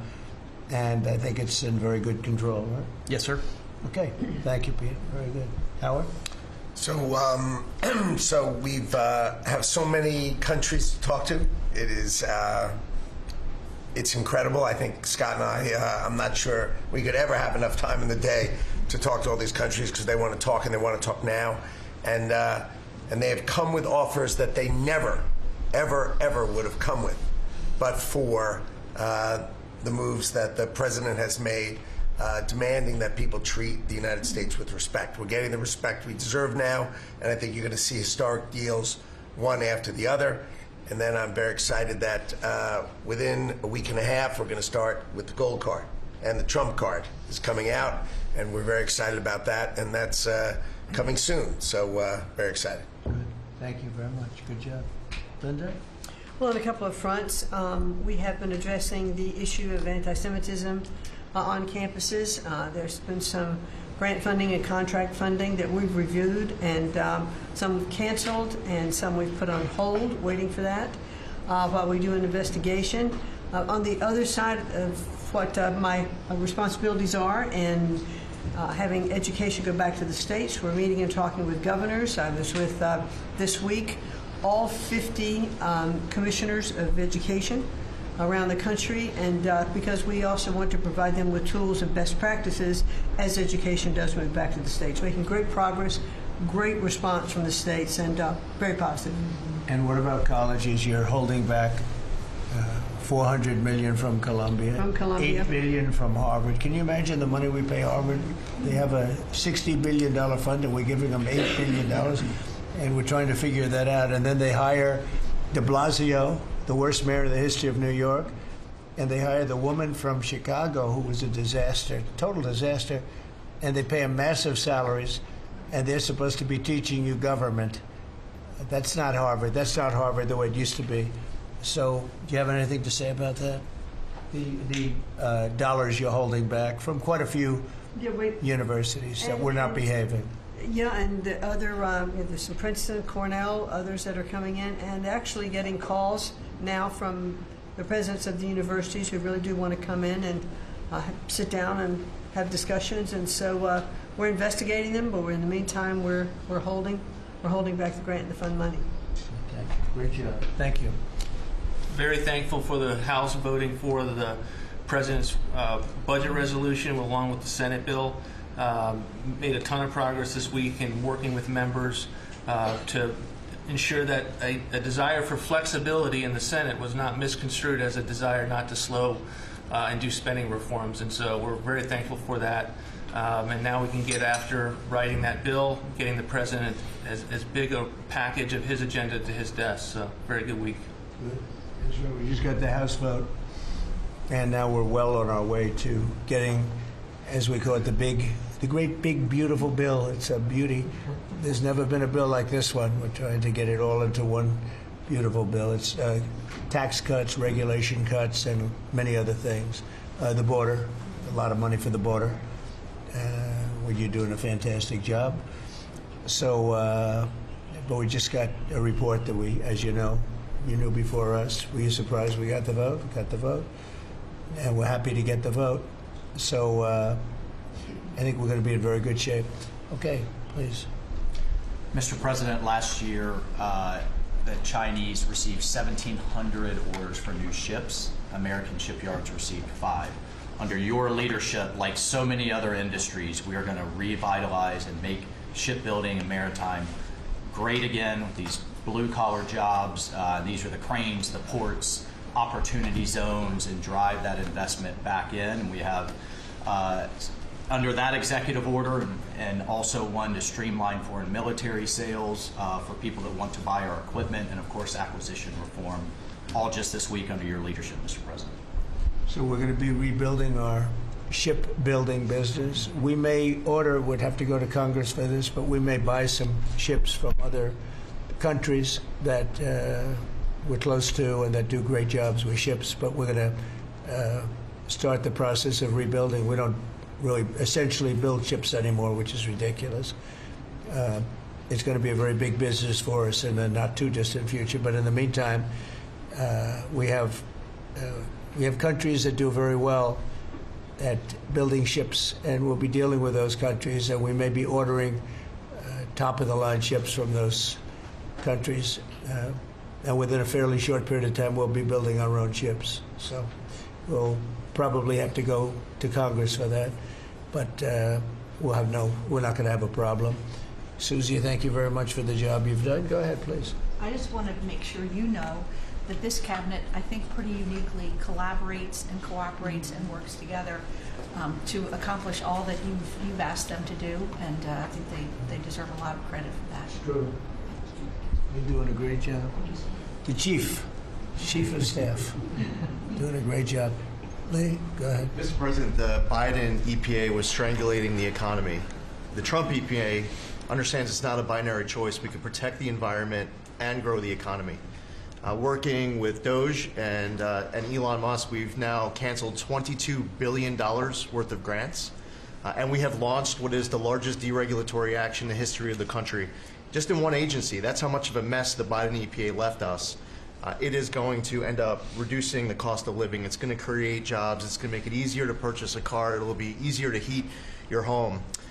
We're proud of this effort. The effort that we have is fulfilling the mandate that you earned from the American public. Clean air, land, and water for all Americans, unleashing energy dominance, permitting reform, advancing cooperative federalism, making America the AI capital of the world, and bringing back American auto jobs. When you called me that day asking for me to take this position, I was honored. And you were very specific and clear in what you wanted us to accomplish. We understand our mission, and at the Trump EPA, we're going to make you proud. Great job. You're doing a great job. And you have a lot of applications for approvals for power plants, which are going to really power the regular plants, and they're going to be right next to each other because we can't rely on our grid. It's old and it's tired. And it's that is Donald Trump speaking during a cabinet meeting about the trade war between the U.S. and China. We will go back if there are questions from reporters. The White House has confirmed that tariffs imposed on Chinese goods now total 145%. Hello, I'm Andrew Nichols. The Dow, NASDAQ, and S&P 500 are all down. We will bring you market analysis in just a moment. But first, Katie Nicholson joins me now live from Washington. So, Katie, what is the president saying as markets continue to fall this hour? I mean, really plummeting today.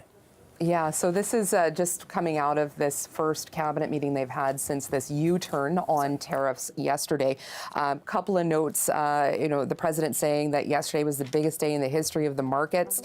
He talked about how the economy he feels is in good shape, inflation in good shape, and he noted that there will be some sort of transitional cost or transition cost and transition problems that they are expecting. I would note also that the Commerce Secretary, Howard Lutnick, did have a few words. He noted how many calls they are getting from people who want to negotiate these ongoing negotiations. And he said there's not enough time in the day to sort of handle all of these requests. So this sort of parallels what a lot of the Trump surrogates were saying this morning, speaking on all of the shows. There was Kevin Hassett, an economic advisor to the White House, who basically said there's 15 countries right now that they're in intense negotiations with sort of explicit offers on the table. That over the next 3 to 4 weeks, they're expecting to have sort of a parade of world leaders coming in and out, and their surrogates coming in and out of the White House as they try to sort of hammer out these new trade negotiations as long as these super high tariffs are on pause over the next 90 days. So it's really sort of a sense of this is how they're going to be continuing in this almost heightened sort of negotiating world. It's in many ways something that they've sort of brought upon themselves, and they are now going to have to negotiate some pretty complicated concepts, have to deal with a whole bunch of lawyers, hammer out all of these new trade agreements over the next couple of weeks. And certainly you're getting a sense there that the staff are feeling a little almost overwhelmed. They are getting all of the calls that they wanted, they're saying, and they are saying that they are confident that they're going to be able to start hammering out some deals and announcing them fairly soon. That was certainly the messaging throughout the morning as well. So yeah, pretty much they've been in lockstep with each other and sort of what they've been trying to telegraph to the American public about how successful this was. The other thing is that the other message, the key message that they're trying to drive home was that this was all sort of part of the grand plan that they did have, right? This U-turn was a part of the plan.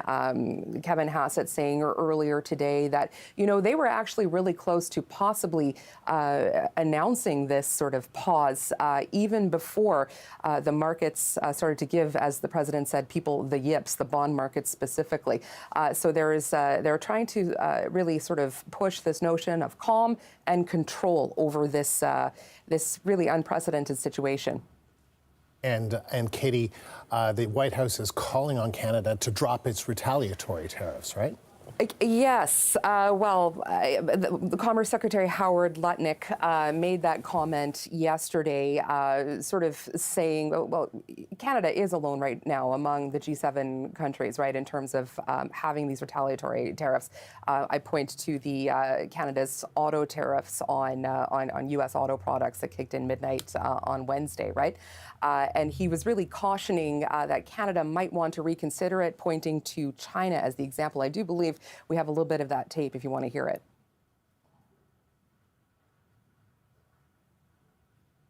Okay, I guess we don't.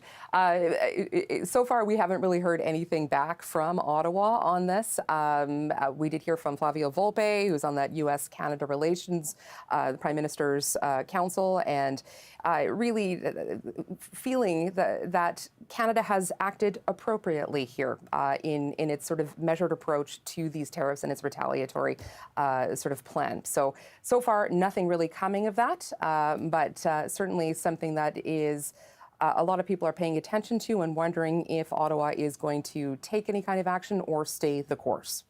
Katie, thank you. The CBC's Katie Nicholson live in Washington. Well, it has been a wild 24 hours for the markets. Chaos seems to be the new normal. CBC senior business reporter Anis Hadari joins us live from Calgary. So, Anis, what is happening with markets now?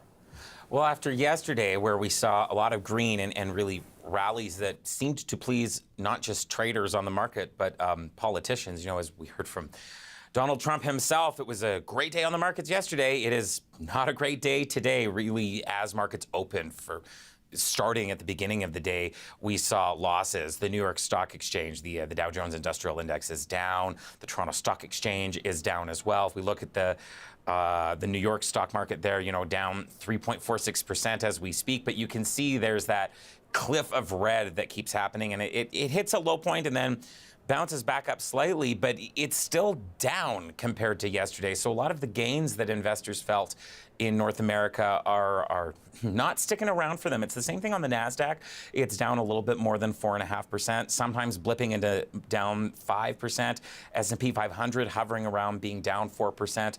And here in Canada, we're not exempt from any of this. The Toronto Stock Exchange down about 700 points. And, the points can be a little hard to translate into context for people. That's down anywhere between 2.5% to 3%, give or take whatever amounts we're seeing there. And the messaging that we've been hearing out of the White House has not been changing things here. That suspension of some tariffs, that pause, had investors excited yesterday. People may have thought that they at least had a break on being able to avoid the consequences of these huge tariffs. But whatever investors, whether they are big players like banks or pension funds or small retail investors as well, people who are just doing their own thing, they don't think they're going to be making money in the coming weeks and months, given what we're seeing on the markets right now, Andrew. And we should point out, it's our understanding, the Canadian government's understanding as well, that the tariffs that are on Canada, the sectoral tariffs, are in place and have been in place, and that's status quo. Now, the White House, Anis, is now saying tariffs on China are even higher than we believed them to be yesterday. Yesterday was a very challenging day to try and figure out what was going on. Tell us about that. So we left yesterday thinking that these tariffs on China, on goods imported from China to the United States, were going to be in the 3-digit percentage range anyway. We were hearing 120%, 125%. Today we've been hearing 145% from the White House, which is, we were already talking about some of the highest functional tariffs from the United States since the 1930s, if not before that.